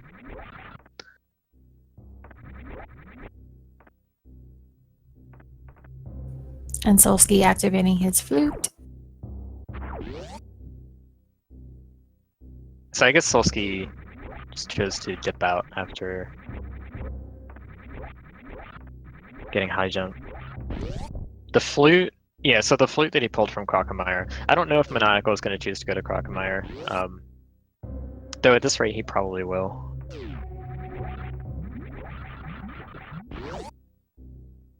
I don't think we saw an Ice Beam area check from Solsky either. But with that Canis Mare, he's gonna go and check out the Mire area, see what the medallion is finally. Quick! Alright, that's the one that we do not have knowledge of. It's probably gonna be right here. Just kidding.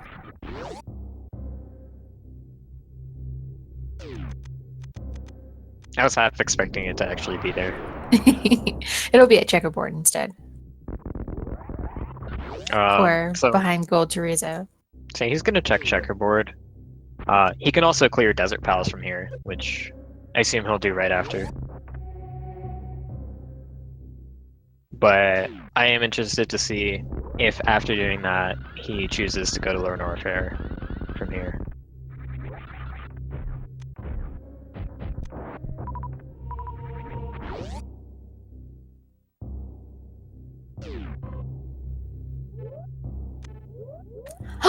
He did it! Plasma! Nice job, Maniacal. You got it.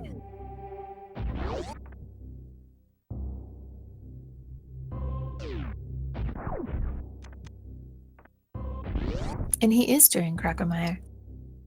So it's a good thing that that he turned it on before the Crocomire thing. Because now he only has to shoot Croc once.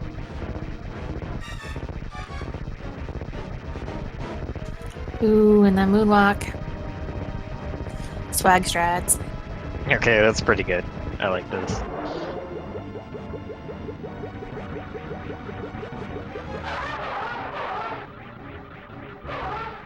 So Crocomire doesn't really have HP in the traditional sense.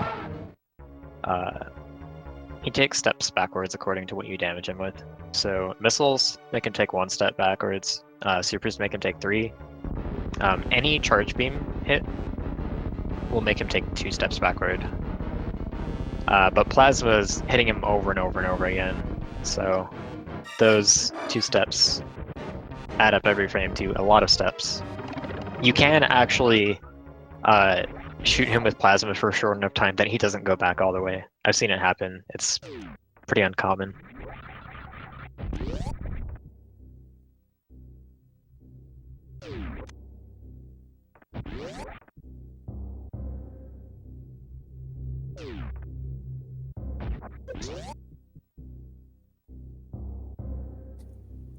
There hasn't been anything in Desert yet, so... Yeah, only 2 items. Not a lot of potential for things to be here. The items that open up desert for them at this point also open up a lot of other stuff.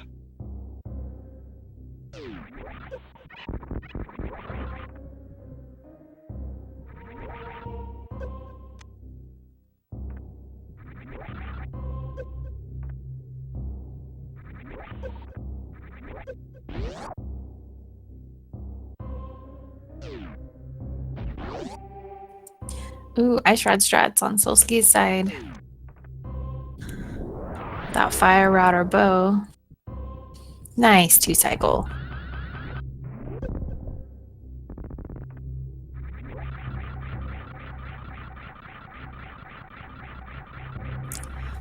And Solski with our first 5/6 crystal.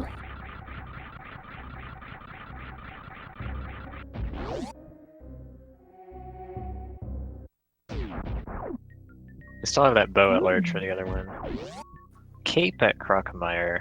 I don't think there was anything important on Bumper, so... Supers. Super missiles. Okay, that's not important. No. Not with Charge Beam and Plasma. Well, actually, the one thing the Cape does do is functions as an invincibility item to put Spike Cave and Turtle Rock Laser Bridge into logic. Yep, So that's true. the one unique thing it's doing at the moment. Solski going into the Gold Chorizo fight.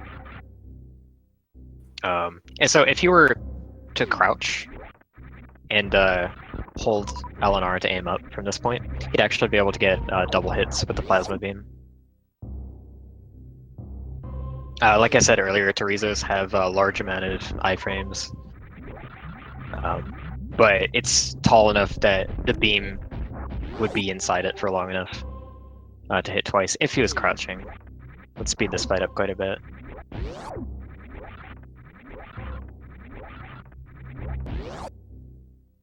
Power bombing the blocks up there. He can just screw attack through them actually.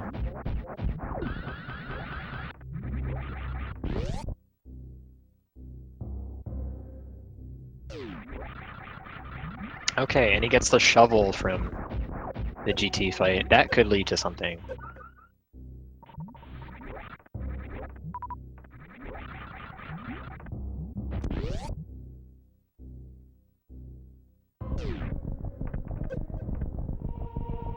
I'm trying to remember. I feel like Solski, did he get high jump before speed?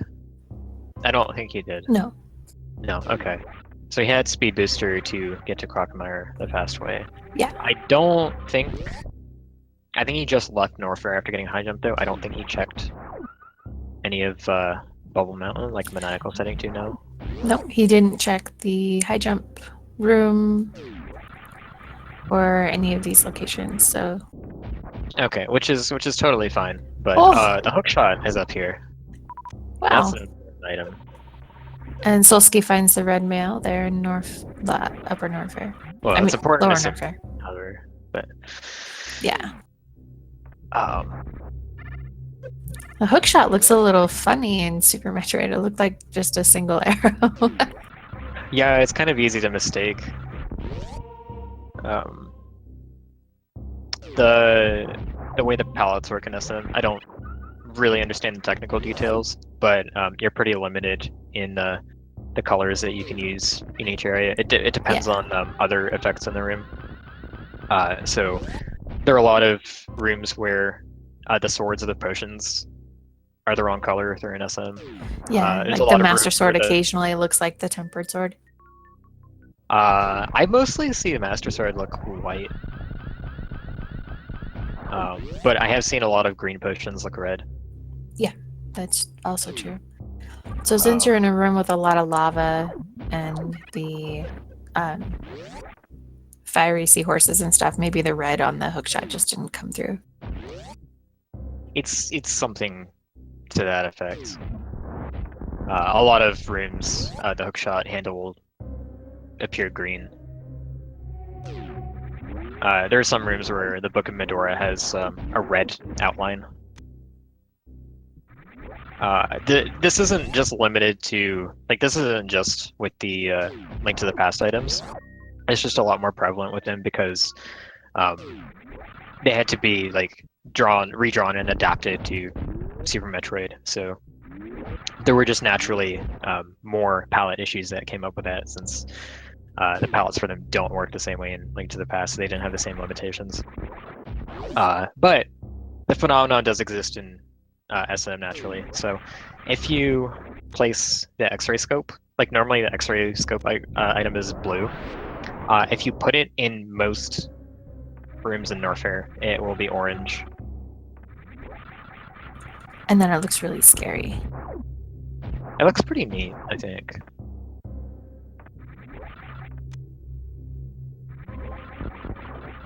Ooh, tempered sword. Yeah. That's a good find.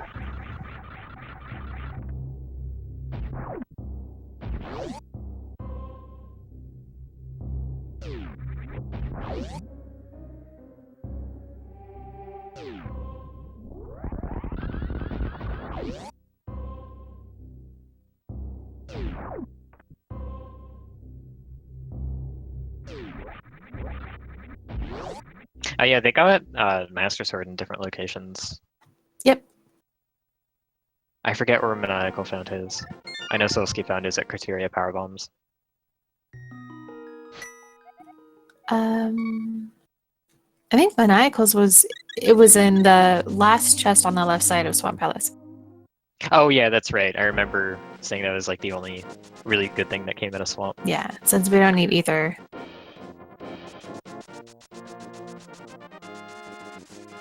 Alright, so Solsky is fighting Ridley. Ridley takes double damage from supers. Supers are the absolute fastest DPS you can get on Ridley. By a lot. Missed a few of them. Actually, he's in danger of dying. Oh, no. Particularly so that he has 0 health right now. Yeah. He did save before, okay. I wasn't sure if he saved before Ridley or not. So this is like, if you watched a lot of Super Metroid Randomizer, this is a scary situation to witness, usually. A lot of better runners of SM Rando, if they're in like a high stakes race or whatever, they might not save in situations like this. Like 5 energy tanks, even if you don't have gravity, if you're fairly seasoned at SM, you can be reasonably confident that you'll defeat Ridley. But a lot of stuff can still go wrong, obviously. So, like we've had a lot of unfortunate deaths in the SM Rando tournament. But like, still the decision to not save comes up a lot. Now he did save, but I'm just making a point of this because even if he didn't, the auto saves that happen in the crossover rando, when you transition between the two games, it auto saves you at the ship in Super Metroid. So we have the nice side effect of we're not going to lose the entire race's worth of progress to an SM death. Yeah. You'll just have a extra long walk back to Ridley.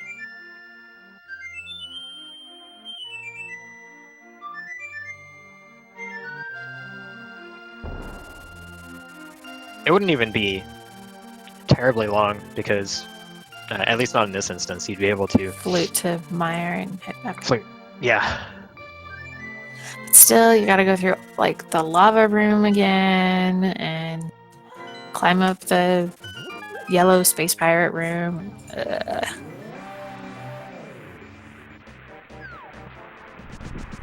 hate it. I've had multiple weeklies with really, really bad SM deaths that just honestly didn't end up costing me a lot in the grand scheme of things. You're also a lot better at this game, both games, than me, so. You suffer far less from things like that than I do. That's probably true. I mean, like, it's one thing to be said for better runners in general.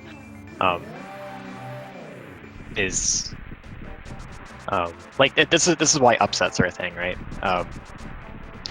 In tournament, but a better runner who ends up in a really bad situation is just going to be more well equipped to recover from it.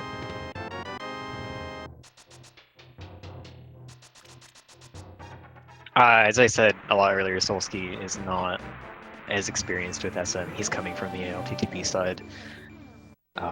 And Ridley, I find, is one of the bosses that newer SM runners tend to struggle with the most. It really takes a lot of understanding of how his AI works, how to manipulate him. Avoid his tail and everything. Yeah. Jumps, so you go over him when he goes under you. La la la la la. It's really nuanced.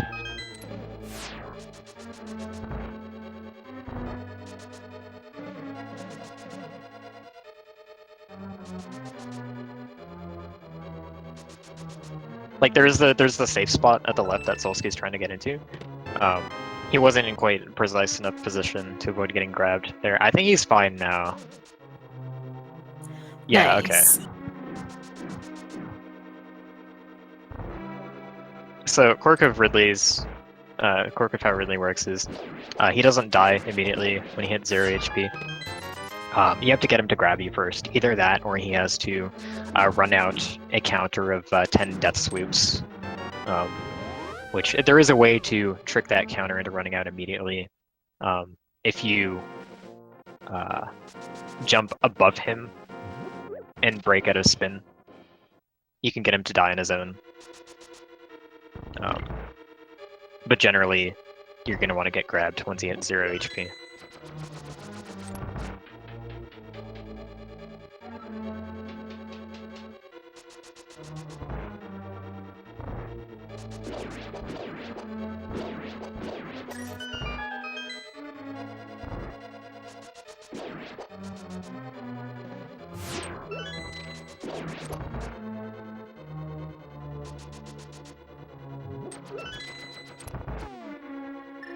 I've been asked before by various people learning SM what the hardest boss in Super Metroid is. Phantom. My answer is actually like it depends on your skill level. So that's my answer because I hate Phantom. Phantom's annoying. Because you never know if you get like the slow speed or like the mid and then the slow. It's lame. Ooh, Maniacal getting a nice tempered spin hitting 2 flame walls in the second cycle. Doesn't have anything. Actually, he has Ice Rod. He could have used Ice Rod. Yeah, that's what Solsky did. But I guess he either didn't think of it or isn't comfortable with it. Ice Rod shots. They're slow. Yeah, they're harder to hit with for sure. And he has tempered when Solsky had mastered, so. I mean, still, it would have been better to use Ice Rod. Oh, grapple. Okay, I'm gonna say that's SM Go mode for some people. I think Solsky may know. I'm not sure actually if Solsky knows how to use grapple to escape Dragon or not. Right? I don't.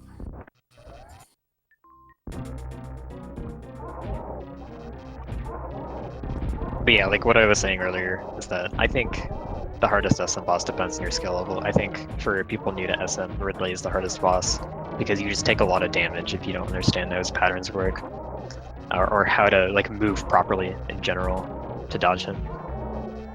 I'd say for intermediate runners, Phantoon's the hardest because you have to memorize a lot of patterns and react quickly to RNG and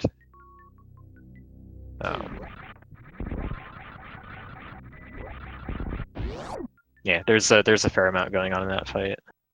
I'd say at the highest levels, Dragon is the hardest boss in terms of the speedrun, but Dragon is actually generally pretty easy in a randomizer setting. you have a lot more options to take care of them. The way that most speedruns do Dragon is using Shine Sparks and the special beam attack, which you have to be really on point with the setup or the fight ends up being a disaster generally. Maniacal heading over to grab his red tunic.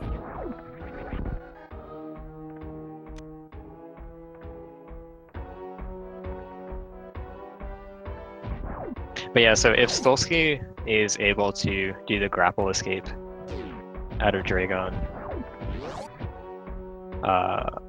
he has everything he needs to beat Super Metroid. Logically, he will need gravity though, and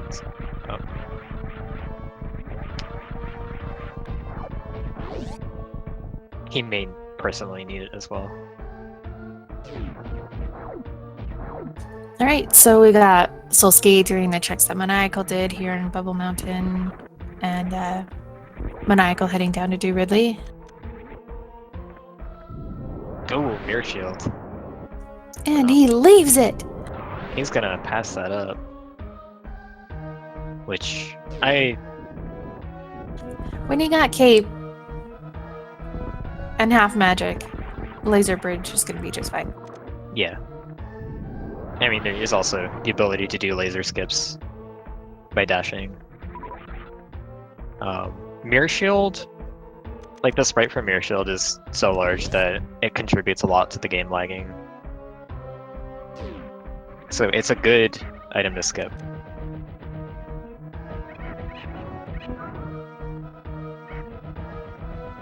And he's finally going to get his hook shot, which is It's so going to funny do, looking. probably going to do very little for him unless there is something immediately good in the back of Swamp. Which, now that I said that, Fire Rod's gonna be there. Yeah. Yeah.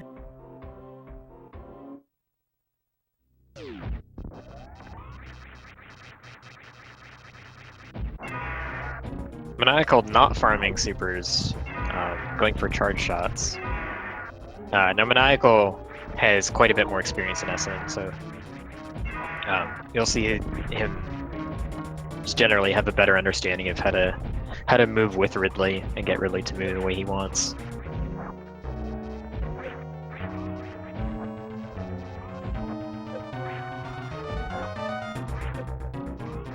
Like all these swoops in his swoop phase, he'll start swooping once he goes below 80% of his health. And you can tell that he's going to swoop because he doesn't change direction whenever he flies up. He flies up with his back to the wall. So you can tell what time he's going to swoop at. You can be prepared to jump over it. Very nice.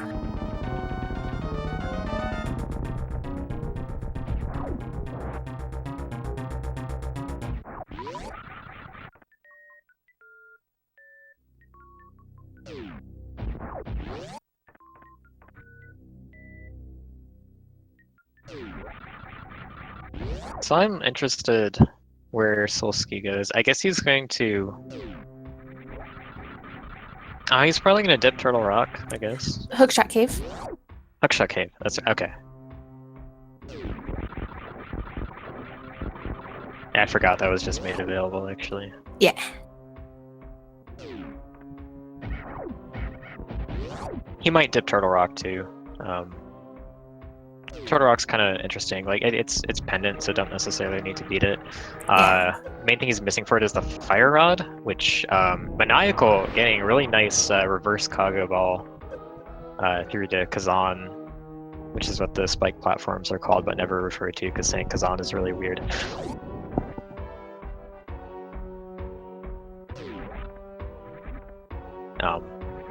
I should probably explain the term cargo ball, but I don't feel like it right now. Yeah, I was gonna say I don't know how to explain it.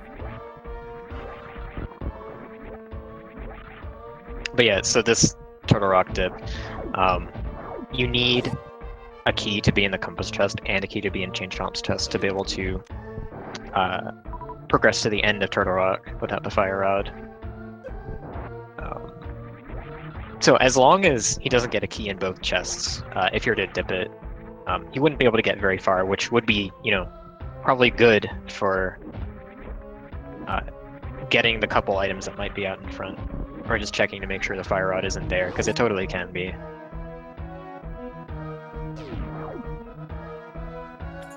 Do more Drex. Ice beam. Ice beam. Okay. Spacer. That's not the hookshot cave. That's the beam cave. Okay, so ice beam and grapple being available, like high jump, ice beam, grapple. These are all suitless Meridia items in the logic. So I feel like these are strong indicators that something required might be there. It may be the gravity suit. It may lead to the gravity suit. Gravity suit may be available anyways, and it might just be a coincidence, but I feel like the pointers exist. So might be advantageous for Solsky to think about doing that, or go for skipping gravity entirely. Yeah, we could have a almost vanilla gravity somewhere over on Wrecked Ship, or I mean, it could be in the back of Swamp Palace. And nobody's checked Wrecked Ship actually, which is Yeah. a bit surprising. Like, I was making comparisons like Crystal Pendant Dungeon areas in SM. Wrecked Ship is like a Crystal Dungeon, but it's also like kind of Swamp Palace-esque because you've got the whole attic area that you kind of don't necessarily want to check. It's kind of like Left Side Swamp. Yeah.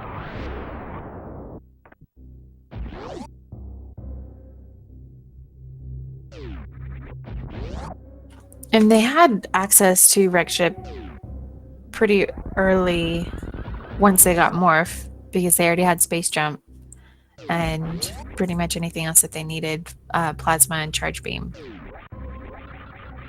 Yeah, as well as X-Ray. So there's a trick to get across the moat to Wrecked Ship without any items, called the continuous wall jump, or CWJ, and it's a pretty tough frame perfect jump into a 2-frame wall jump, carrying your momentum, to be able to get a full momentum wall jump off the other side of the moat pedestal. Solsky finding gravity in Turtle Rock. Probably. wow. I'm not sure if those were. I'm not sure what emotion those slashes were trying to convey. Yeah, but whether that's now happy or not. I mean, so like he is deep in Fire Rodless Pendant Turtle Rock, which is like not a common play. Maniacal's gonna be grabbing his gold sword here. So will not have to do any suitless shenanigans, which I'm sure he's happy about that. I'm just wondering if he is maybe annoyed at all about the timing that he got the gravity. Maybe not.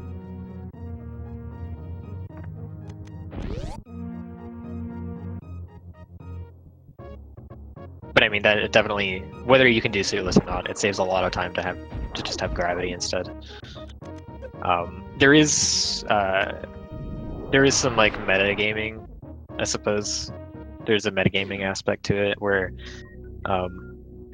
like, depending on how you feel about your opponent's suitless skills, you may want gravity to show up at a certain spot, or you may not want it to show up. So, like, personally, I really dislike Caesar's early gravity, because I know, like, for me, that means a large amount of my advantage is gone. I also dislike seeing gravity, like, at particular points after finding suitless items. So if I get baited into checking some suitless Meridia and then I find gravity, that's obviously a big time loss. But he might have been really happy to see it at that point.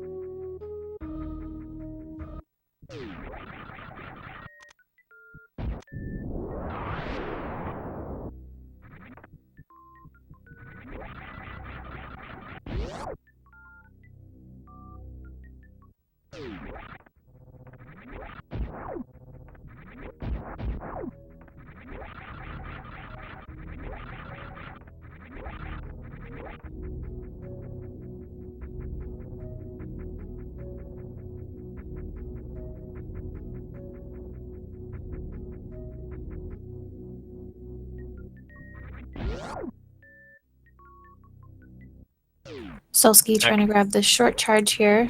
Gets it. That is not a Guess short it's not charge. a short charge. Yeah, that's what I didn't mean That to is- say that. that is the way you do that without a short charge. Yeah, if you're good enough to do it one time, you don't have to worry about doing the loop again.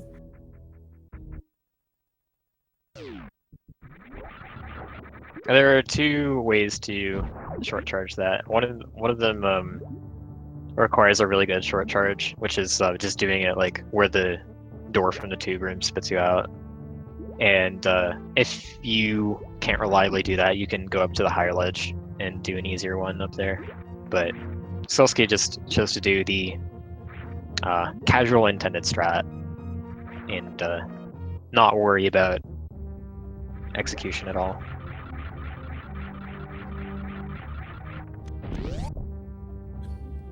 Alrighty, let's see. They're both doing two things we haven't seen yet in Meridia and Wreck Ship.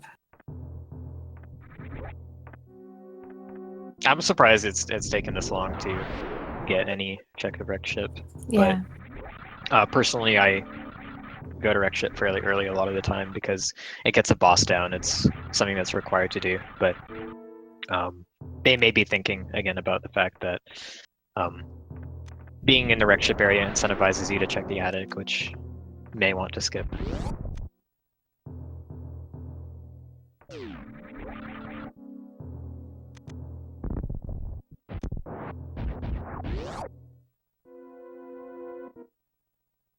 But yeah, so I was mentioning earlier, there's the CWJ that can get you across the moat. That is in logic. It's extremely rare that you're going to get a seed that requires it because there are so many ways to get across the moat. There's so many different items that will let you avoid having to do that trick. Gravity, spring ball, grapple, speed booster, bombs, technically. Although that's arguably more difficult. Microwaved. Space jump? You did mention space jump already, but that's okay. Okay.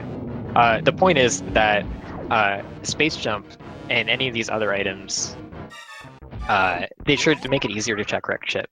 But as far as following the logic goes, it does not point to wreck ship. So I find that an interesting distinction.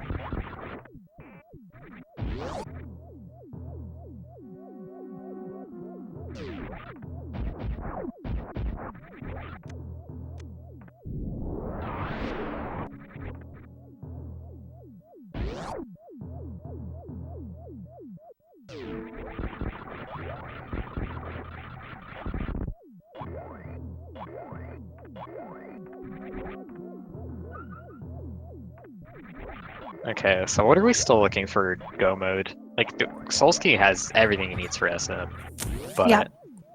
Bow. actually, yeah,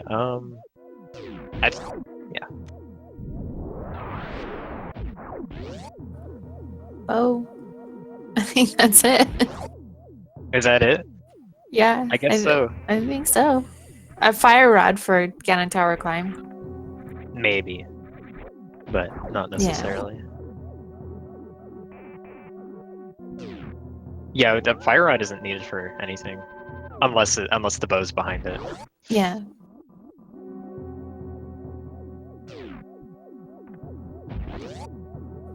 Missile, missile.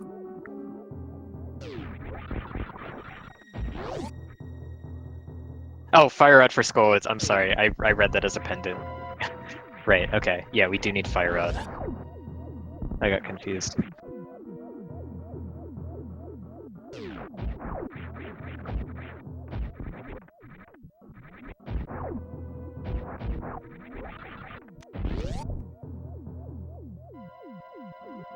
But they have such a large search space for these items. More missiles. But that's really one thing about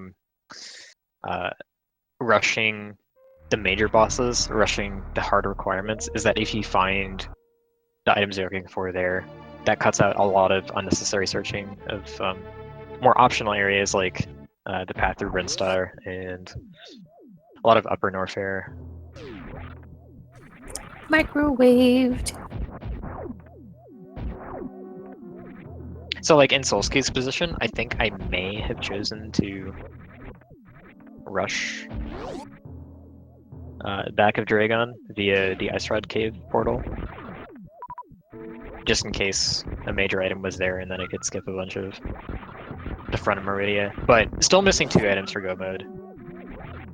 It's still decent to go through the front.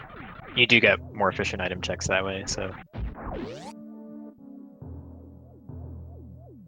going backdoor may not be the right decision here. Okay, any chance that we'll get the max missile counts during the tournament? So that's a more interesting. Oh wow, there's the bow. Wow! Okay, all right. I feel vindicated now. this is To why. just do the back, huh? Yeah. Yeah. Because obviously the individual result here means everything. But Wave beam is nice. That was in the front. yeah, wave beam's okay. They have plasma. It doesn't really matter. Yeah, and X-ray so that they can see through walls and power bombs and things. So Okay, so that's 2 more crystal dungeons Solski can do, which I think he's already cleared out pretty much everything from them, aside from the bosses. But he's Yeah. going to use the microwave strat, as we call it. Having plasma and charge beam and X-ray, he can use X-ray to stall the beam while the boss's iframes are running out. So it can just hit over and over with one shot. You need plasma to do this because it's the only beam that pierces enemies. Leaving a boodle behind. We do know that Armos in Eastern Palace has an item, so potentially Fire Rod could be behind Bo there. Oh yeah, yeah maybe. That's the only bow locked spot left in the game that we're looking at in terms of progression, I think. Yeah, I'm pretty sure Helmsar does not have an item. Oh no, actually, that's not quite true. Pyramid Fairy is also bow locked. Ah, right, yes. So that's 3. So Fire Rod, decent chance of being behind the bow at this point. Of course, we still got a lot of SM to explore, I think. And by a lot, I think I mean the back of Meridia. Yeah, I think that's pretty much everything at Wreckship Maniacal's checked, so. I'm actually kind of surprised that Solski is going like right back into Meridia, because what he could do is he could take the portal at the Meridian missile refill, which is right by Dragon, and then go rush his Link to the Past Crystal dungeons. But he may also be thinking of the fact that he has like no items left in him. Right, and he didn't check this right side sand pit, nor has he checked Shack Tool or Plasma. Did he check left side? I assume He did, yeah. It was 2 missiles. Yeah, saves coming the sand pits, like saving at the aqueduct save and resetting for them is a good strategy. Because otherwise you have to take the full loop down them.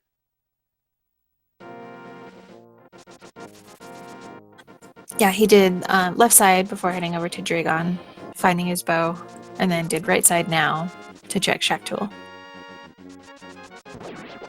Okay, so Shack Tool.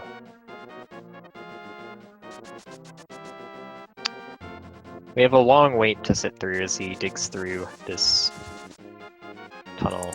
Ooh, shovel. Oh yeah, Shovel was at GT. I completely forgot about that. Ah, nothing. That wouldn't have been the first seed that Maniacal could have found Fire Rod at the dig spot. It was there in my tournament race with him.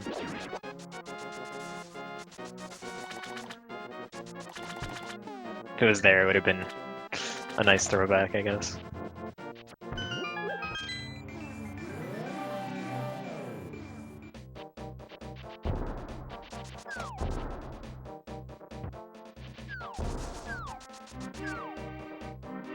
Alright, so we have nothing there, unfortunately. Shacktool's a pretty big time sink. It's also fairly out of the way. I think he's going back in just to kill Shacktool again. Oh no.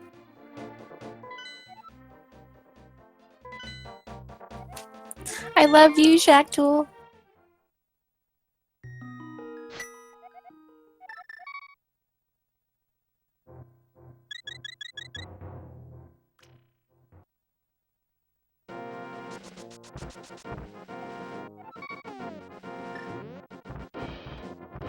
I know the final check he's doing back here is Plasma. Plasma. Yeah. So Plasma is locked behind Dragon. This door requires Dragon defeated to open. And it's pretty out of the way of the rest of the stuff in Meridia. So like back of Meridia is just really slow and hard to route in.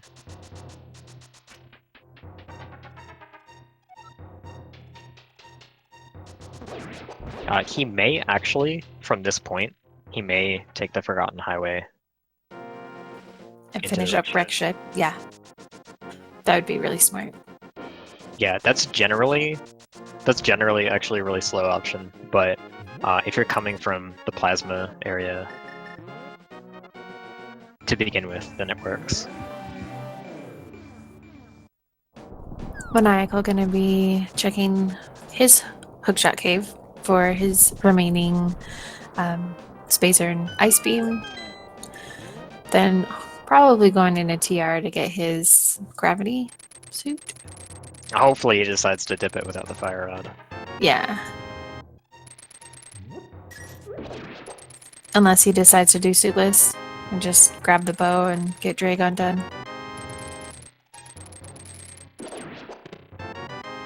I think he will dip it at this point because he's running low on options. Yeah.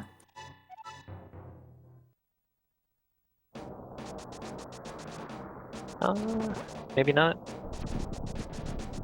Spike Cave? Looks like Spike Cave. He does have the cape with his half magic, so that works.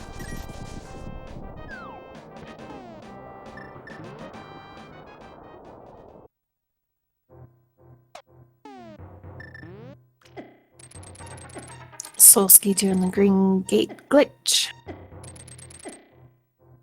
Yeah, he's doing this purely to get back to Main Street faster.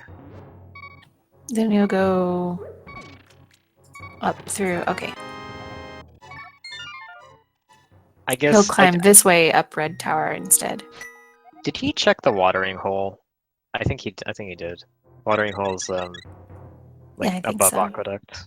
Yeah, I'm pretty sure. Yeah, he definitely checked it. I remember him being in that room. So yeah, he's going to Rick Ship this way. Dead rocked. See, okay, that dead rocks are really annoying because it doesn't look like that dead rock is blocking Yeah. the entrance, but it totally is.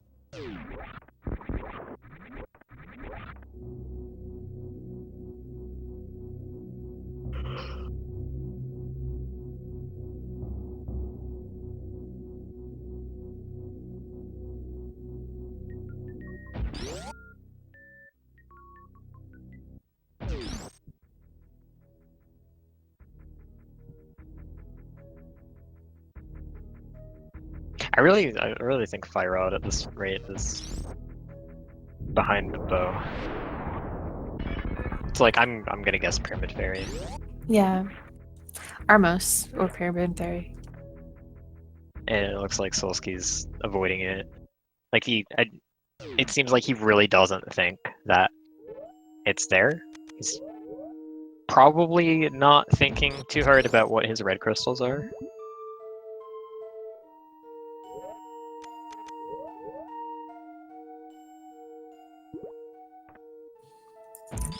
He'll be alright to clear suitless, I think. He should have just gone in from the back instead. Yeah, I think Maniacal's using the logic that like he's looking for 2 items still. So based on that, he's choosing to do suitless from the front. Yeah. So this is going to be quite a bit slower than Solski having gravity for this. but it's not like gonna be the end of the world slow. Oh no! Okay, so he accidentally killed that crab. He's gonna have to do a mid-air spring ball jump here. So spring ball, people meme about this item. It's pretty useless for the Nice. time that you get it in vanilla. Like with its vanilla location, it being locked behind gravity and stuff. It's useful for some room strats, but in terms of progression, not really. But in Randomizer, with it able to be anywhere, there's some interesting things you can do with it. And what he just did is called a mid-air spring ball jump. It's a glitch that if you jump with spring ball turned off and you turn it on as you're ascending and you hold the jump button at some point after the pause fade out, but before you start descending, you get a mid-air jump out of it. It's actually possible to chain multiple of them at once if you have high jump, but it's very, very difficult to do. And also, it does work outside of water. It's harder to do outside water and less useful. But the mechanic does work. It's just you fall faster outside of water, so it's harder to make use of it. It doesn't look like Solski's gonna microwave Phantom. Which is Yeah, fine. I Charge thought- beam shots are fast anyways. It's like he's getting a 3-round by doing this, but Yeah. I think he may not be as familiar with how Phantoon works, and may just assume that the microwave doesn't work on it. Yeah. You have to hit Phantoon with a missile first to get him to materialize properly before the microwave will work properly. That said, you can actually get 2 hits in 2 hits of plasma, but 2 hits isn't enough to kill him.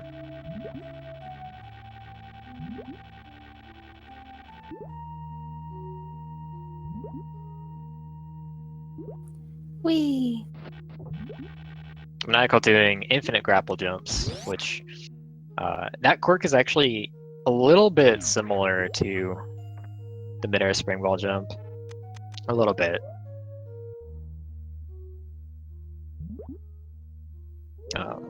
So if you're rising from a grapple swing and you morph and unmorph, the game acts as if you're on solid ground for a brief time, which actually lets you do a jump.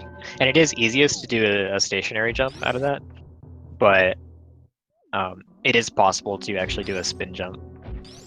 All that's required for a spin jump is to be to have a non-zero horizontal speed when you do the jump. And the game is actually treating you as on the ground. But most of the time you're going to see stationary jumps out of it.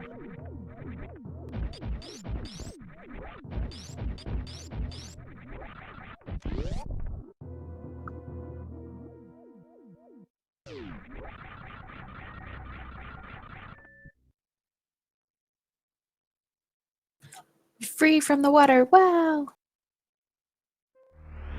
Solski set up a save before checking the wreck ship energy tank location. That's a pretty common thing you see in it's extremely common in the standalone SM Rando, just because getting through the rooms leading up to it is takes a while, and then if the item isn't good, you can save a bit of time not having to traverse them on the way back. But the bee!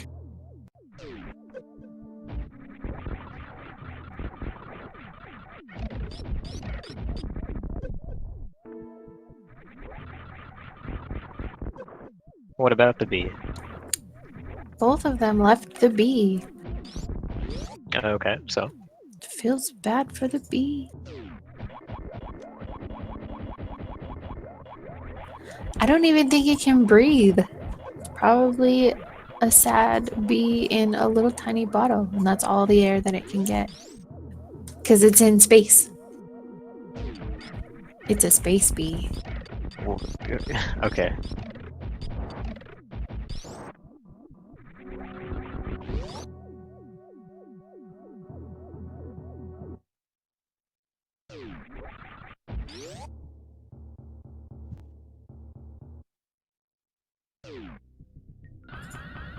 Wow, I love using the speed booster there.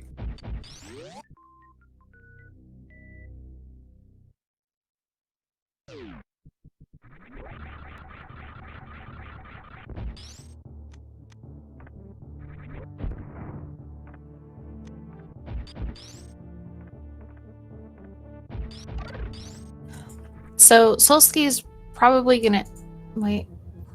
Where's the third sword? The one in Swamp Palace, I remember, but where's the last one?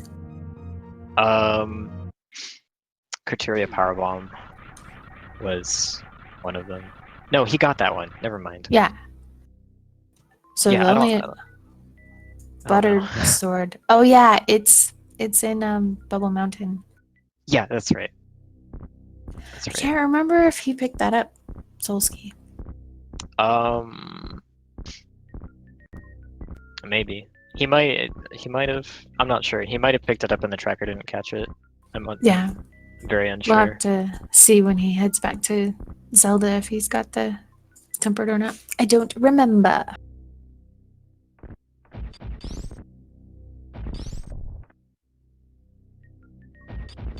I feel like he has it because I thought I remembered him using it on Turtle Rock Pokies, but I can't remember for sure.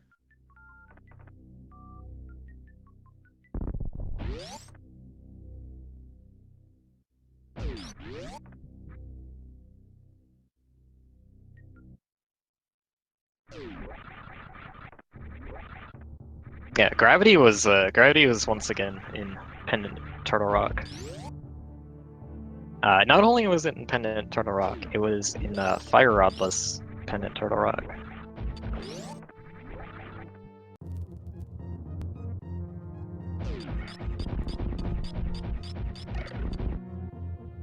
Alright, Maniacal save scumming sandpits. Not finding any value in here.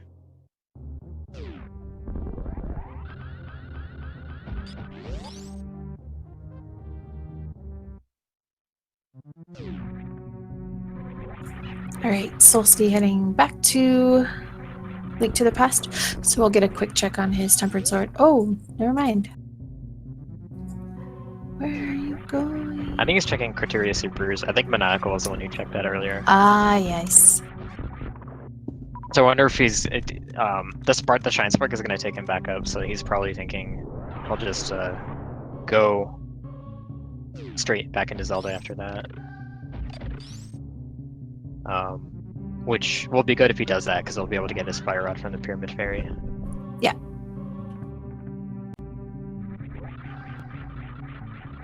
Or from Armos.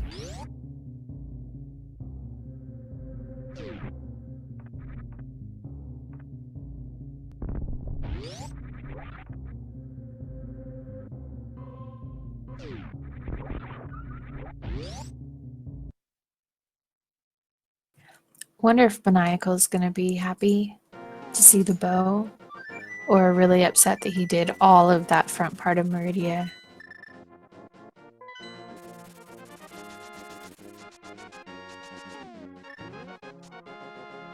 Oh, he's going to check the shovel, right? Sure, that's on his mind.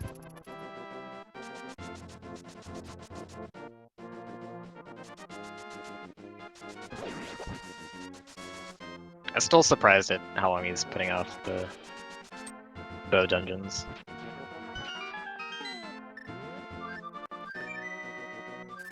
Like, even if he's like, oh, there's only one item left in all of them, he's still only looking for one item.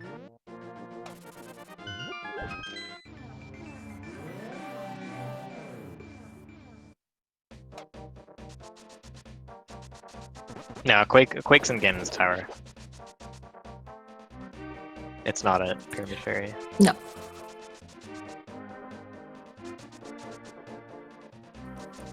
Let's just get fire rat.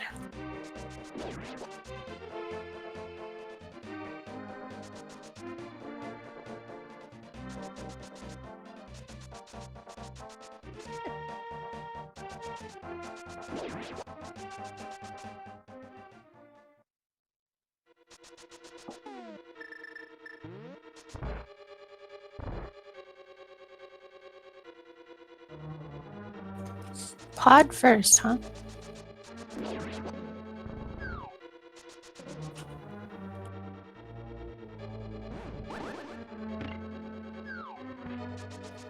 So I think Helmazar has the compass, as that looks to be the only item currently missing in the inventory. So grab a quick crystal and then do Eastern.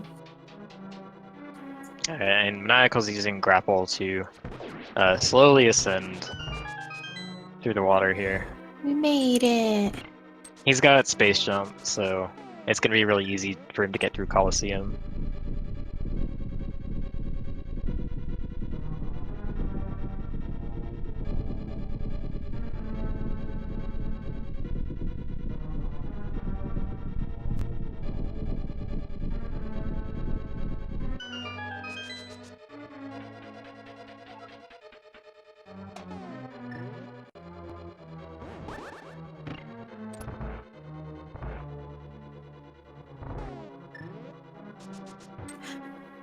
Don't leave that behind. So he's probably pretty happy to see that bow. That bow is in logic for him without gravity. The item at Dragon is not.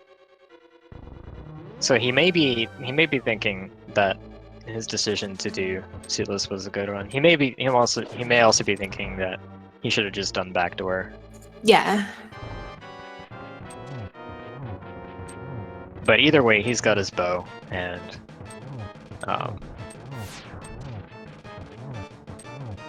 might choose to clear out the rest of Meridia, or he might follow that bow straight back to Zelda.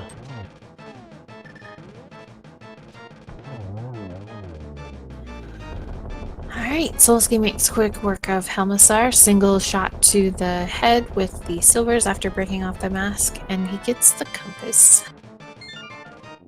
I thought you were gonna say the jewel. the crystal.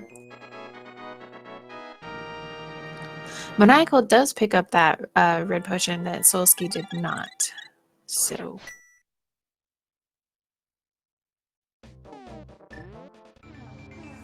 he leaves the bee but takes the potion.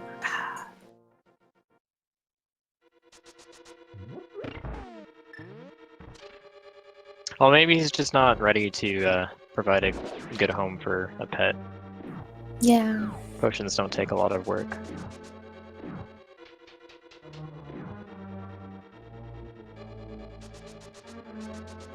That is so responsible. getting the of grapple him. escaped out of Dragon pretty quickly.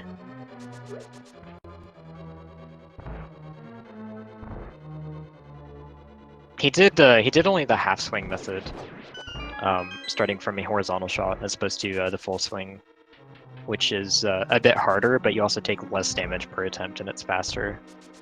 So it's pretty impressive that he did that second try, doing the harder method.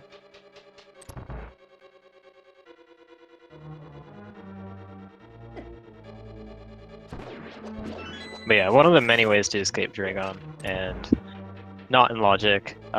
Scared me for a second. I thought he was going to fall into the quicksand.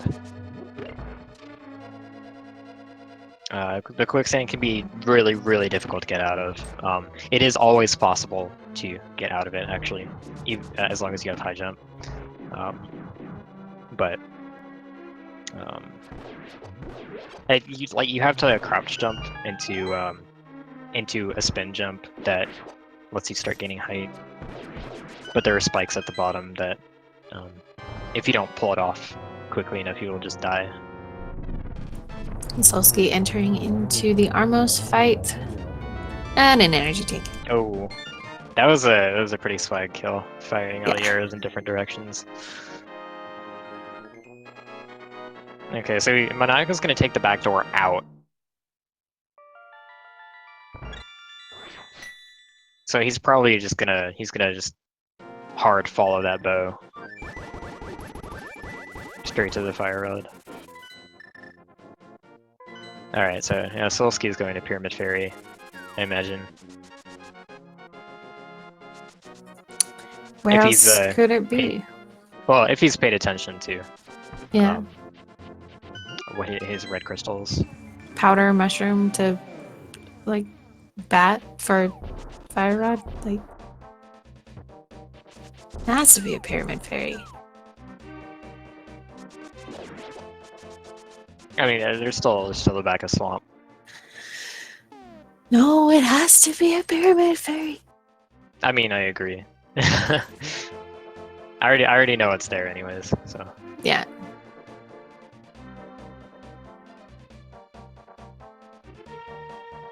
but like in theory, could still be in swamp. Could technically be behind Quake and Mire. I thought you were gonna say bars. No. What? Jail the fire rod. I don't know. Fire rod's been put away for its crimes of being hard to find.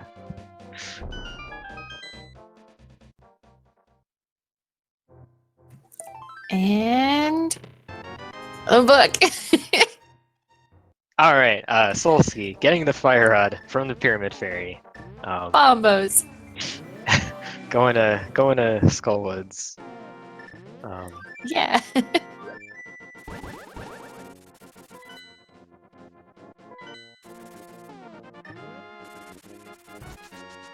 All right, that book's a pretty strong lead, though. Yes.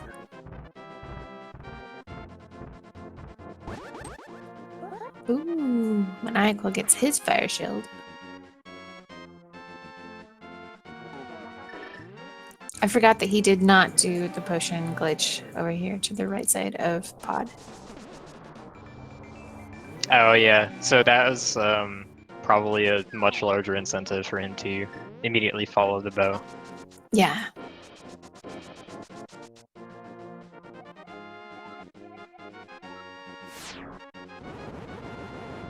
So like we And- probably still have a Nope. race here. Yeah. All right, well it's still a Bombos tablet. Yep. Or pedestal. Just kidding. Just kidding. I lied. I feel really dumb. I mean, yeah, pedestal is not in logic until you have Quake. Actually, Right. no, you're. I You just can't realized be what you on. said, you're dumb. You Yeah. can't beat- Fire yeah. rod on. Yeah. Yeah. You can't beat Fire Rod without the Turtle Rock. No. You need the Turtle Rock to activate the triple tech between Link, Samus, and The bee. Luca's not a bee. Well. Yeah.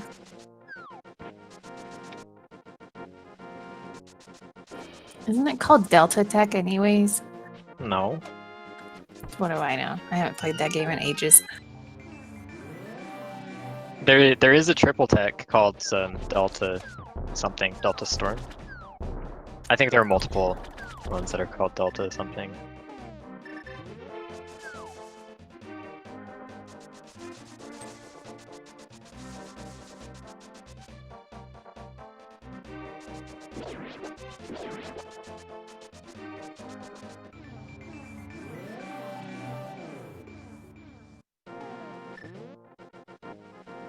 Delta Force sounds right.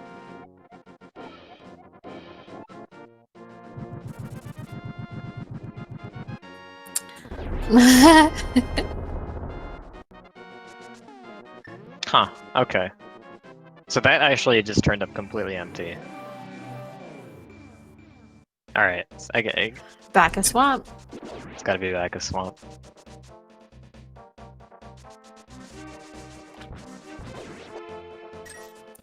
Is Solsky gonna clear the full left side too, or is he gonna do back first and then left if he has to?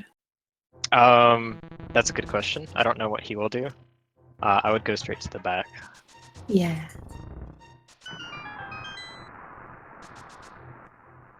Mostly because Hookshot specifically locks the back and not the front. So if you're following it as a lead, you'd want to go to the back.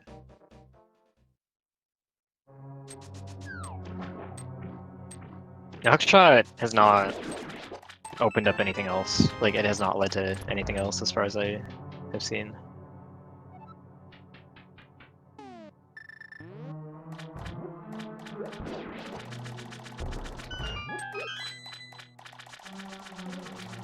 Yeah, that's Solsky's Butter Sword. Left side swamp, right? Yeah. Is that the one that you couldn't remember? No, it was the one under Speed Booster in Bubble Mountain. Bubble Mountain, okay, yeah.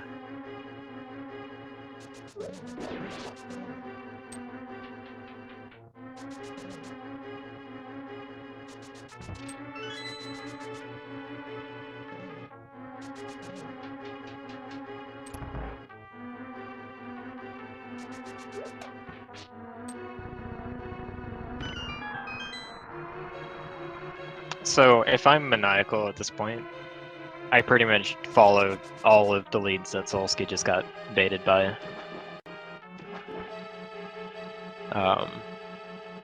Maniacal still has Turtle Rock to do. So I actually imagine, like, what he might do is that he might take that book, he might go Bombo's tablet and then Ether, and then when he checks Ether tablet, he might just go into T-Rock from there since it's close by.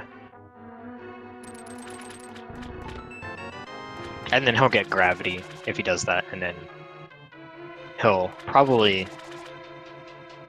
feel bad about having done all of Seatless Meridia. He may do something entirely different, though. Yeah. He may just check the back of Swamp since he already knows that he's done the left side.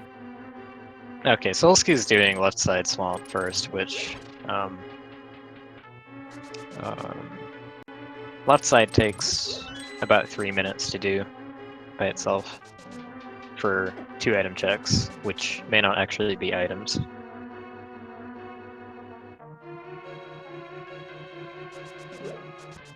So I think it's a pretty good decision that won't waste him a lot of time.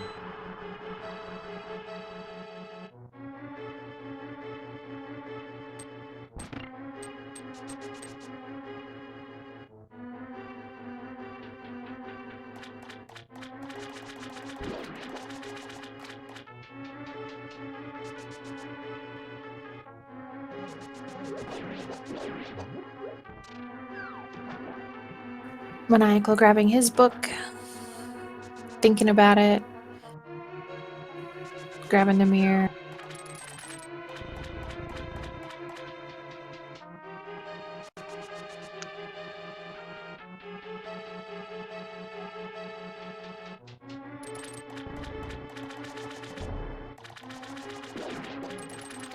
And to Ether we go. Okay, so he's doing Ether first. Speaking of Ether, That was good timing. and a gold sword.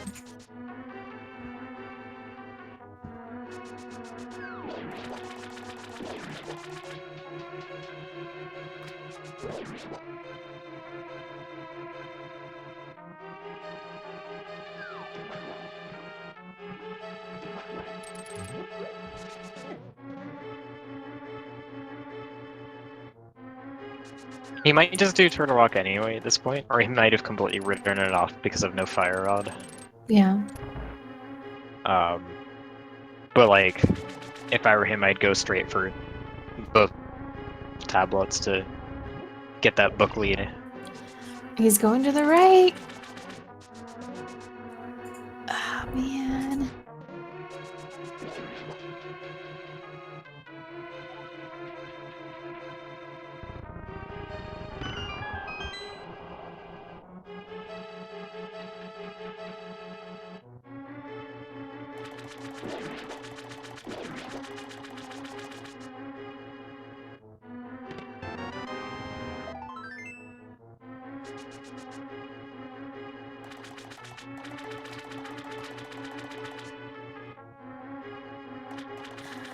One more chest. Not the fire rod. Is it on Argus? It might be.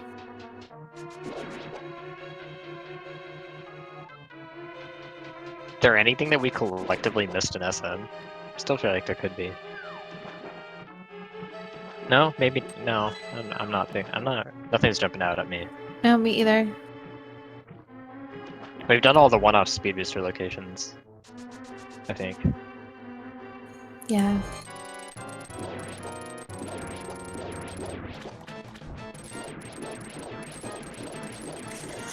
Swamp Palace is going to be the dungeon of medallions. I guess it could be like powder So to bat. Mushroom. Mushroom. oh my god. The Alright. witches. To vanilla powder. To bat with Quake. I feel like at this point I would do fake powder, check the bat first, just because there's sort of potential for a larger troll chain here, maybe. Yeah. But I don't know, it may not be worth it. Powder is a slower check for sure. Yep. That was a Maniacal nice. grabs his gravity. Okay, Maniacal actually probably is upset about seeing. Yeah. But no slashes from him. Oh, motion to hard reset is a better. Oh. Okay, that's just. That's just. Quake on bat. Oh no.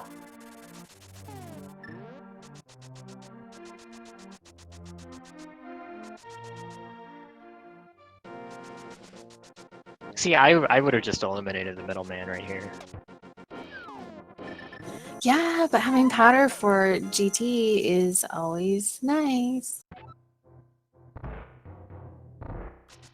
If this is Quake, then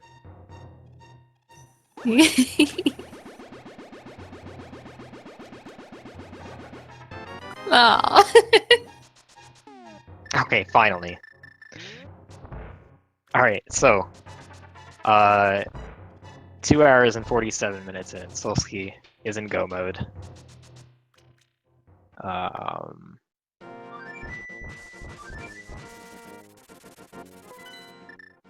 Possibly, this might be like last location you could have checked. I'm not entirely sure.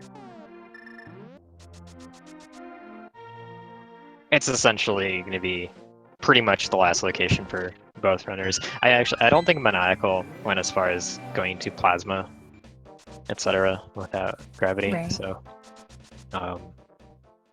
he's actually going to make up a little bit of the time that he lost doing full suitless Meridia. And he can make up just a little bit more time too if he does the fake powder. Yeah, which is like I feel like I can't make a strong case for whether to do it in that instance one way or the other. Getting the mushroom and then doing a hard reset is pretty fair. That's faster than checking fake powder first.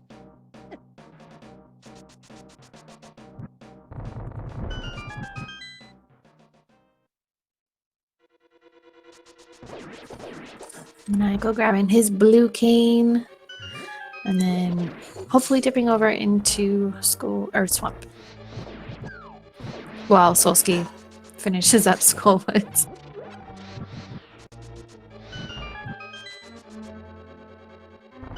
Yeah, Solsky's got a pretty large lead at this point.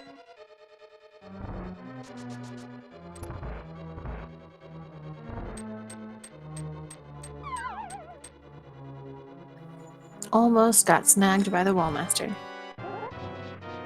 Yeah, that wasn't that close.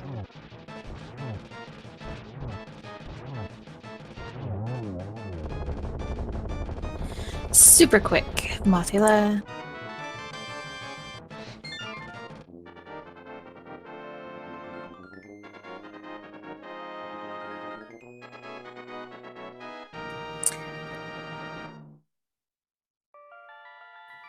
Do we play the game, right?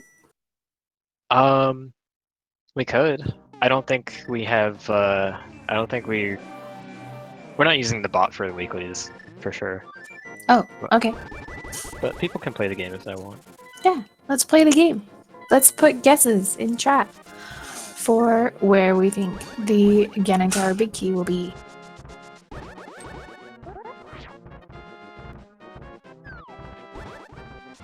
I think it's gonna be on left side. Hopefully. Then again, you made a pretty good gamble the other day by going right after the Stalfos room. Oh, that wasn't a gamble. I knew it was there. Do tell.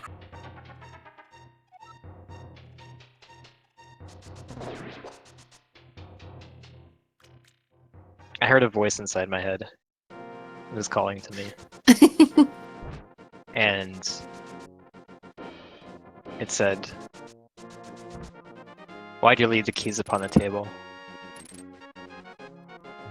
Wait, no, that was the music I was listening to. Never mind. But anyways, yeah, I had a feeling that the key was there.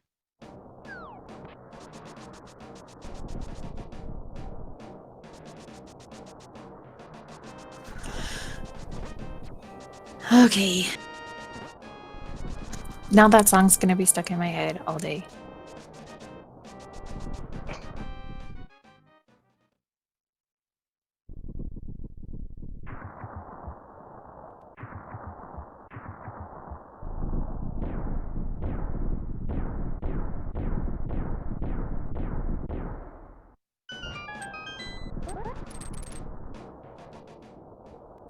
All right. No more guesses. Or something.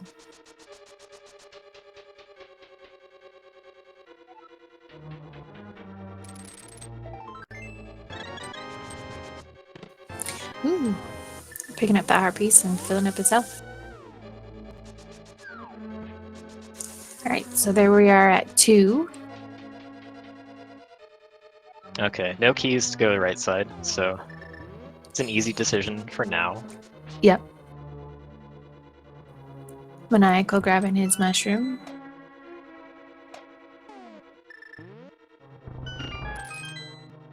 That's a pretty hilarious chain. Like, a mushroom into powder. Like, okay, that's it. That's vanilla, so that Yeah. is kind of funny and not at the same time.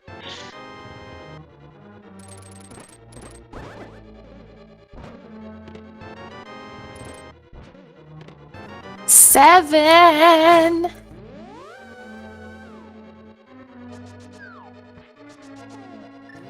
Nobody even guessed 7. I guessed it was on the left Oh. side. I am sorry. Still, I am Chris. Did guess 7. It was just further down than I guessed it 3 times, so you get it all 3 times. but yeah, I guessed left side, so I win.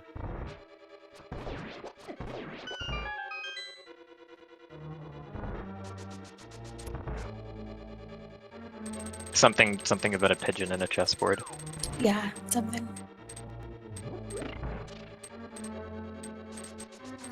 Maniacal is using the fake powder, so he. Oh, will he's stay. going for the fake powder. This is. I appreciate. What a him. lucky butt. He's gonna completely miss the real powder. He's gonna feel good about this too. Like that's actually pretty funny. For all he knows, like I'm sure he's not gonna go check powder location No, because then he'd have to restart and then go and do real powder. or mushroom location.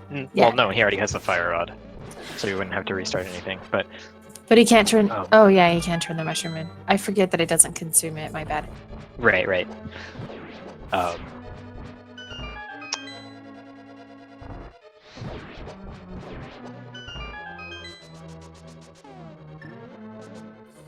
All right, Solsky heading on to Land Molest 2.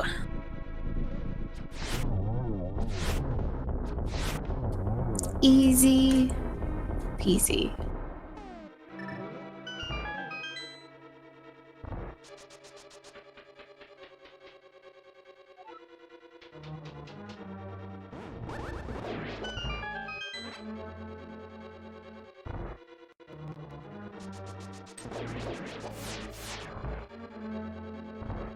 Yeah, but okay, so for all Maniacal knows, he could have just skipped the Quake medallion leading to Powder and Mire.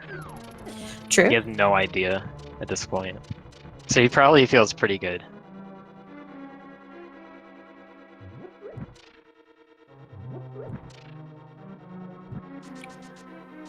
All right. Solsky finishing up the first fire room. Heading upstairs for part 2.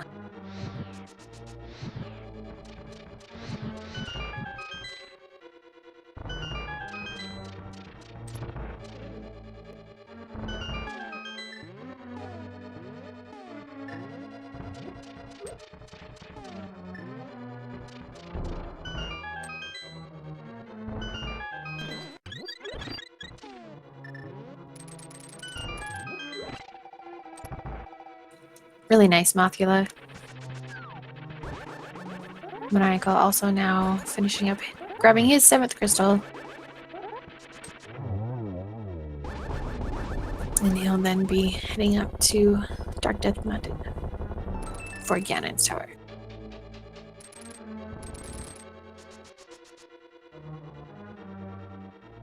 Ah, Solsky didn't go for the DoorDash. I'm disappointed.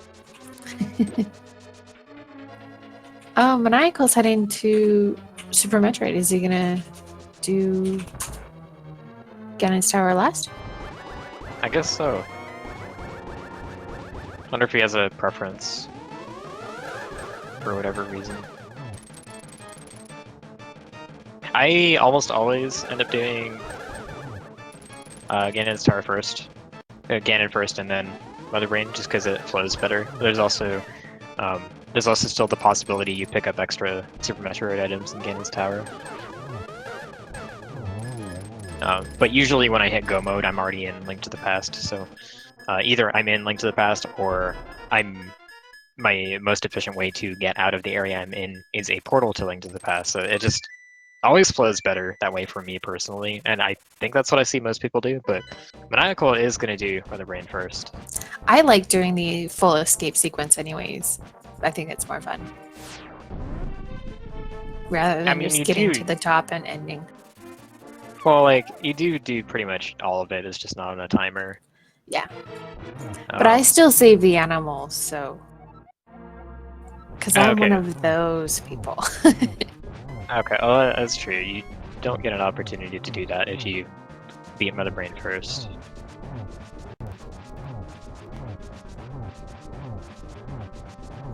Solsky getting a nice dash spot. Ooh, really good job skipping the fire bats. Yeah, it's nicely choreographed.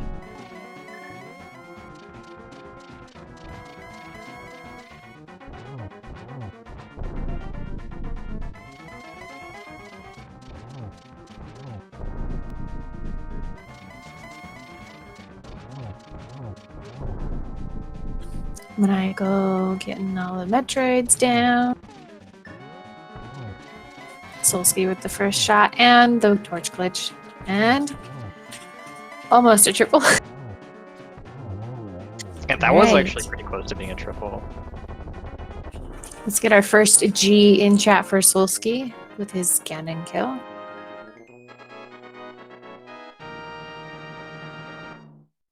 Maniacal setting up the baby skip.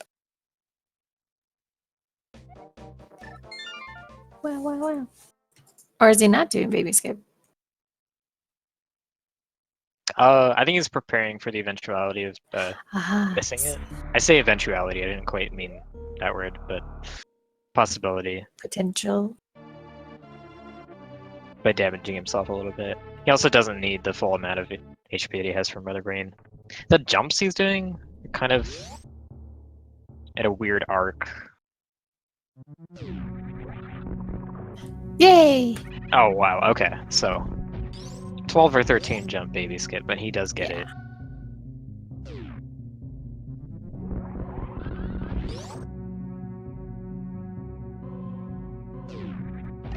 I was really concerned that Metroid is gonna. Oh wait, no, he got grabbed. He got grabbed in the doorway. He Oh, has he did. He did take damage perma-slowed coming through. physics from the Metroid.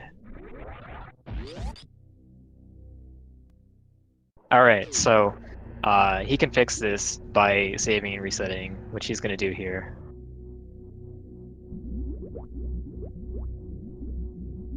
So this the physics of this are really weird. It slows your horizontal speed, but not your vertical. So it just feels like you jump really high.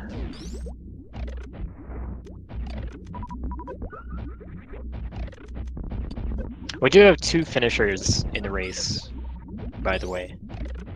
So we have Fuzda in first place with a 257.28. Lexomatico right behind him with a 257.42. So Solsky is pretty much in a race right now to get third space. Yeah, he's almost there for sure. Yeah, I could definitely see him taking third from here.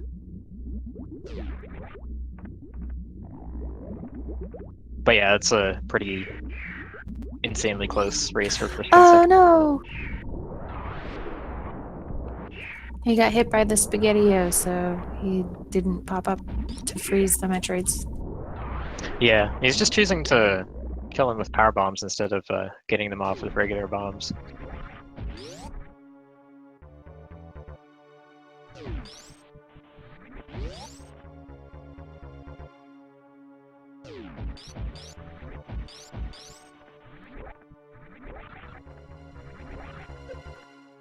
Maniacal is using regular missiles on Mother Brain, which is the same DPS as Charge Ice Plasma.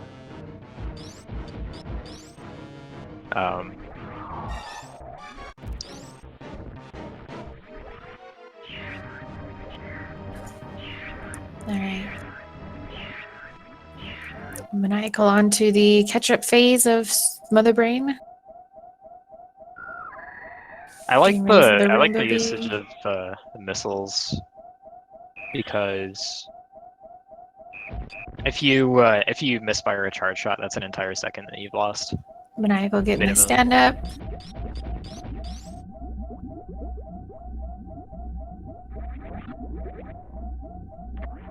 Our top two finishers apparently did not use the stand-up glitch.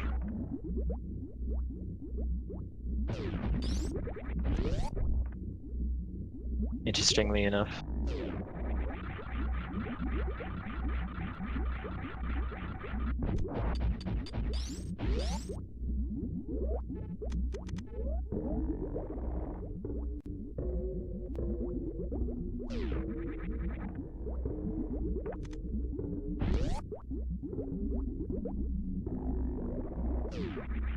So this glitch Maniacal is doing, it's called the stand-up glitch. If you get rainbowed from just above 700 energy, and then you damage yourself quickly down to below 100, the game doesn't lock you to the floor like it normally would before preparing the final rainbow. So you're actually free to move around in this cutscene and damage Mother Brain.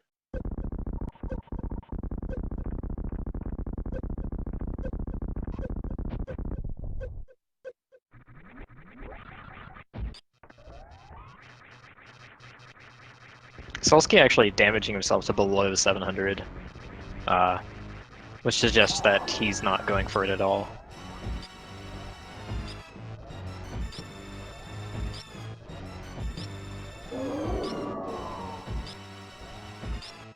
It's only a save of around 20 to 25 seconds if you have the full beam combo. Maniacal's beam does 2/3 of the damage of Solsky's, so didn't save him quite as much time. But yeah, now that Maniacal's killed Mother Brain first, you're gonna see him go through the escape without the escape flag actually being set. There's a really interesting side effect. I think of it as an Easter egg. If you exit Turian into the Criteria escape shaft without the escape flag set, you end up in an unused room state that's actually triggered by that specific door, which instead of acid rising up, like you'll see it in a second, instead of acid filling up the room, it's lava. The pirates are still there, and the background has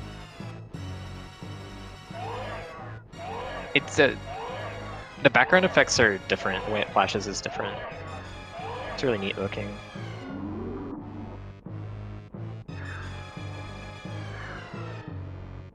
And now he's just back in Super Metroid like normal, able to use the Hyper Beam. He's gonna lose it once he goes back to Link to the Past.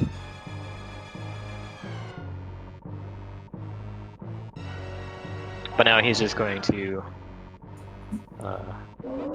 finish up Skullwoods. And our first... No, he did Skullwoods. He's just going to GT now. Yep. Oh, so yeah, our first right. G to Maniacal for his Mother Brain kill.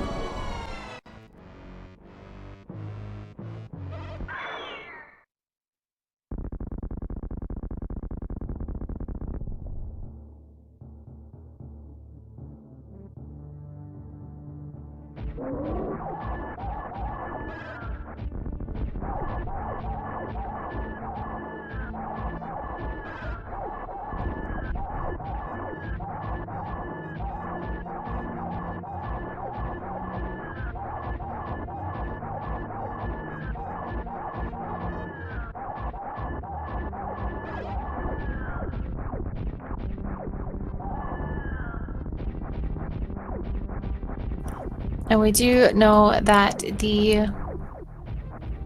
Yes, Solsky is ahead. He has already completed Ganon. We do know that the Ganon Tower Big Key is on the left side in the Stealth Roast room in the top right chest.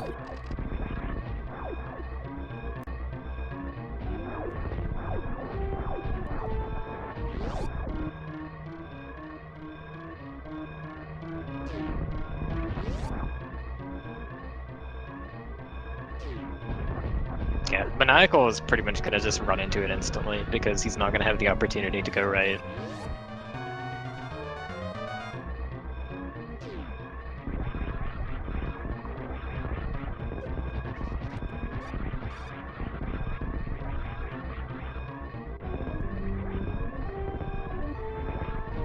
And Skolsey does have the full timer.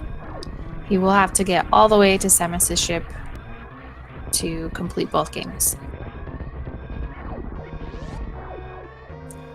Of course, he won't save the animals because nobody does.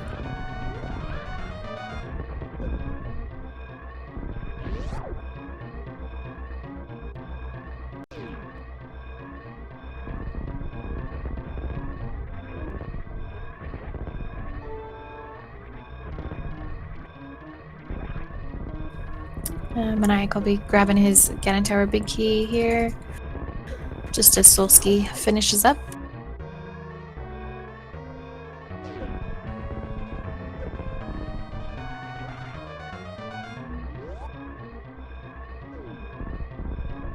Alright, GG to Solsky, finishing with a time of 3:08:28.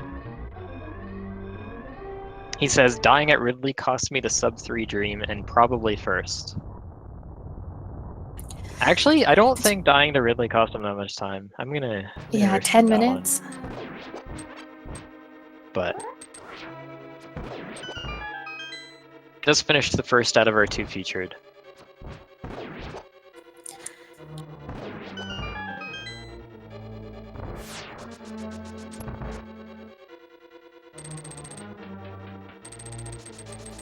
We just have a few minutes to interview Solsky while Maniacal finishes up.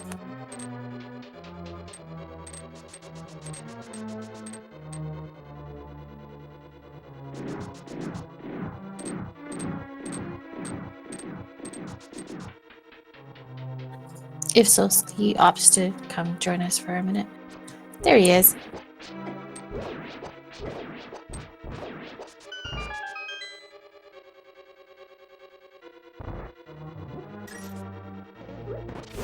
Yeah, he'll be in here shortly. I don't think we're gonna have time to interview Maniacal after his finish, unfortunately. Yeah, there is a Luigi's Mansion that should be starting soon. Welcome, Solski and GG. Thanks, guys. That was interesting and fun all at the same time. You did good. Yeah. How are you feeling? Pretty good. The death at Ridley was really unfortunate. It cost me a lot of time, but I think I got back a lot of that time getting gravity where I did. So. So how do you? Sorry, not to cut No, you go off. ahead. But how do you feel about that morph ball location? You know what? I was saying by the time I was done South Loop, I'm like, it's probably vanilla, isn't it? But then I had to commit to Link to the Past stuff just because it was so open still. And I kind of fumbled a little bit on my decision making of doing potion glitch. So I was like balancing rupee numbers in my head of, okay, if I do Zora, can I afford Kiki and a bottle to do potion glitch, that sort of thing. And then 300 rupees popped up in Sash, and I was so mad.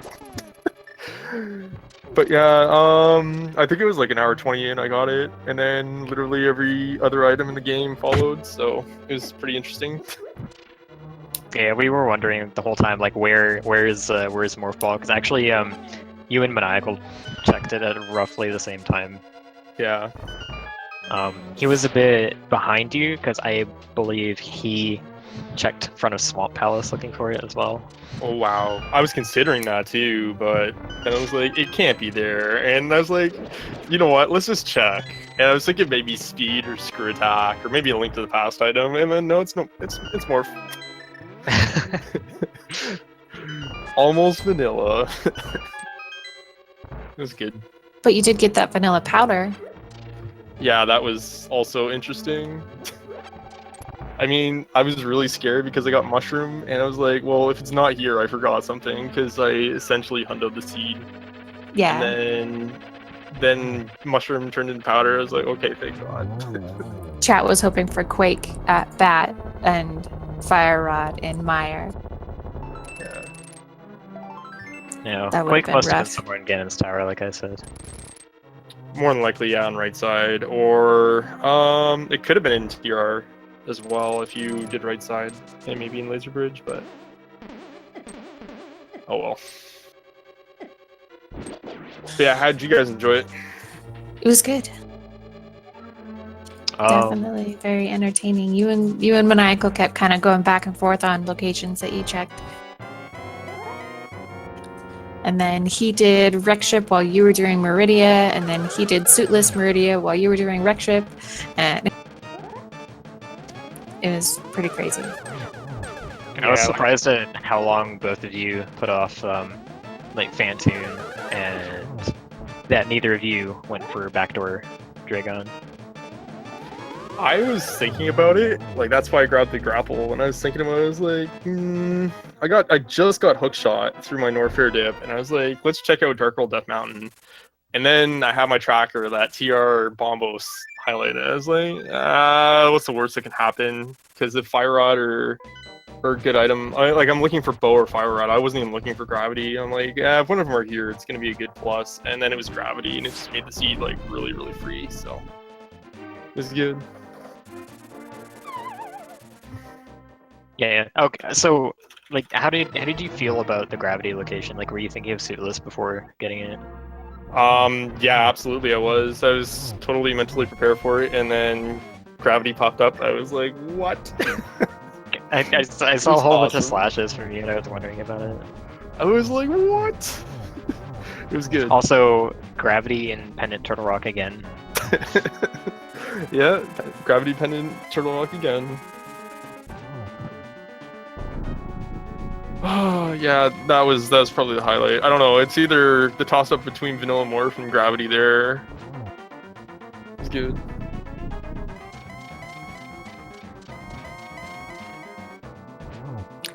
Well, Maniacal is on to third phase here with Ganon.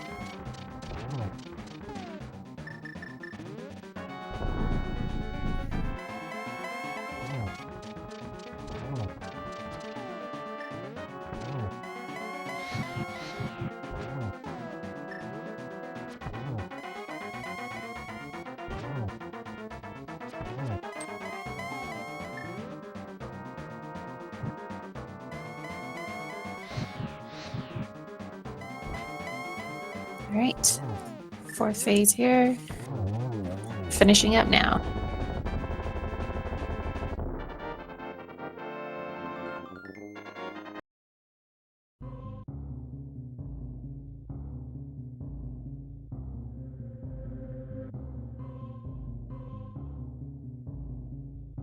We'll see if we can Okay, get Maniacal in so- for a quick interview.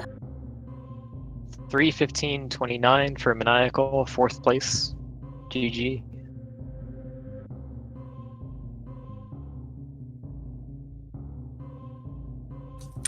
Yes, double G's to Maniacal for his completion.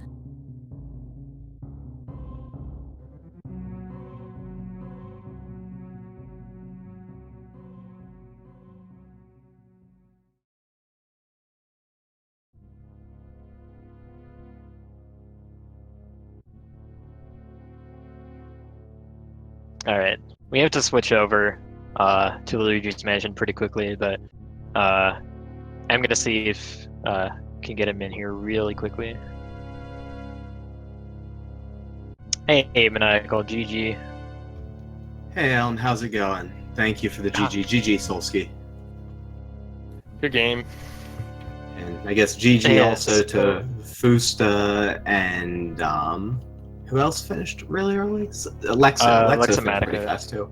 Yeah. They finished within like 20 seconds of each other, but so real quick, we don't have a lot of time here, but that morph location, how did you feel about that?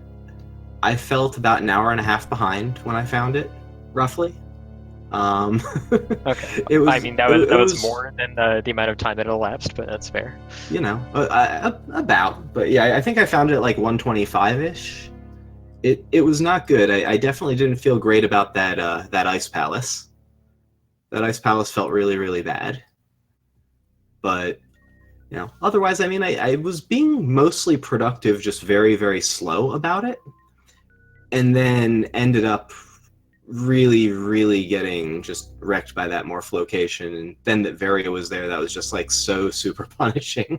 Yeah, so Solsky actually pretty much did the same as you, except he did not dip swamp. That was the main difference. But you were not far behind him at that point. Yeah, I figured from some of the sort of indications of consternation in the chat that that others were having a similar morph ball experience, but I was not very happy about it. How about the gravity location though? You did suitless Dragon before that. Yeah, I figured. So it was very reasonable that I would have dipped Rodless Turtle Rock earlier, and I got pretty well punished for not having done it. I should have done it on my second trip to Death Mountain, and instead I just didn't. I opted out of it because I had a bunch of other stuff that was still available. And you know, it's fire rodless, so it usually locks you out pretty quickly. And so I probably could have gone in there and saved myself some time. But I don't mind doing Suitless Dragon. I mean, it's slower. Finding gravity kind of sucked at that point, but the thing that really cost me, I feel, was like that extra trip up Death Mountain to actually go into Turtle Rock when I was still looking for the Fire Rod. I felt really bad about that. Felt bad about a good number of my calls. I had mismarked on my tracker the 5-6 crystals, so I went to the bomb shop and could only buy tiny blue bombs, which I didn't actually need. No. Oh. That's what happened after, I think it was routed in with Bombo's tablet and clearing up swamp or something like that. It was around that time I had some locations down in that part of the map and like routed it up to the bomb shop. And then I had to basically quit out of that and then go up to Turtle Rock from there. So it was that was a pretty big mistake. But it wasn't too bad. The seed got a little trolly. Where was the powder? Did anyone find the powder? Oh my god. Vanilla? Why do you ask? Okay, I thought it might have been. I was gonna fire up the seed and go turn that mushroom in right away. I was wondering if maybe you thought you might have skipped Quake fetch quest into Mire. I had no idea what I might have skipped, but I was glad that I did it.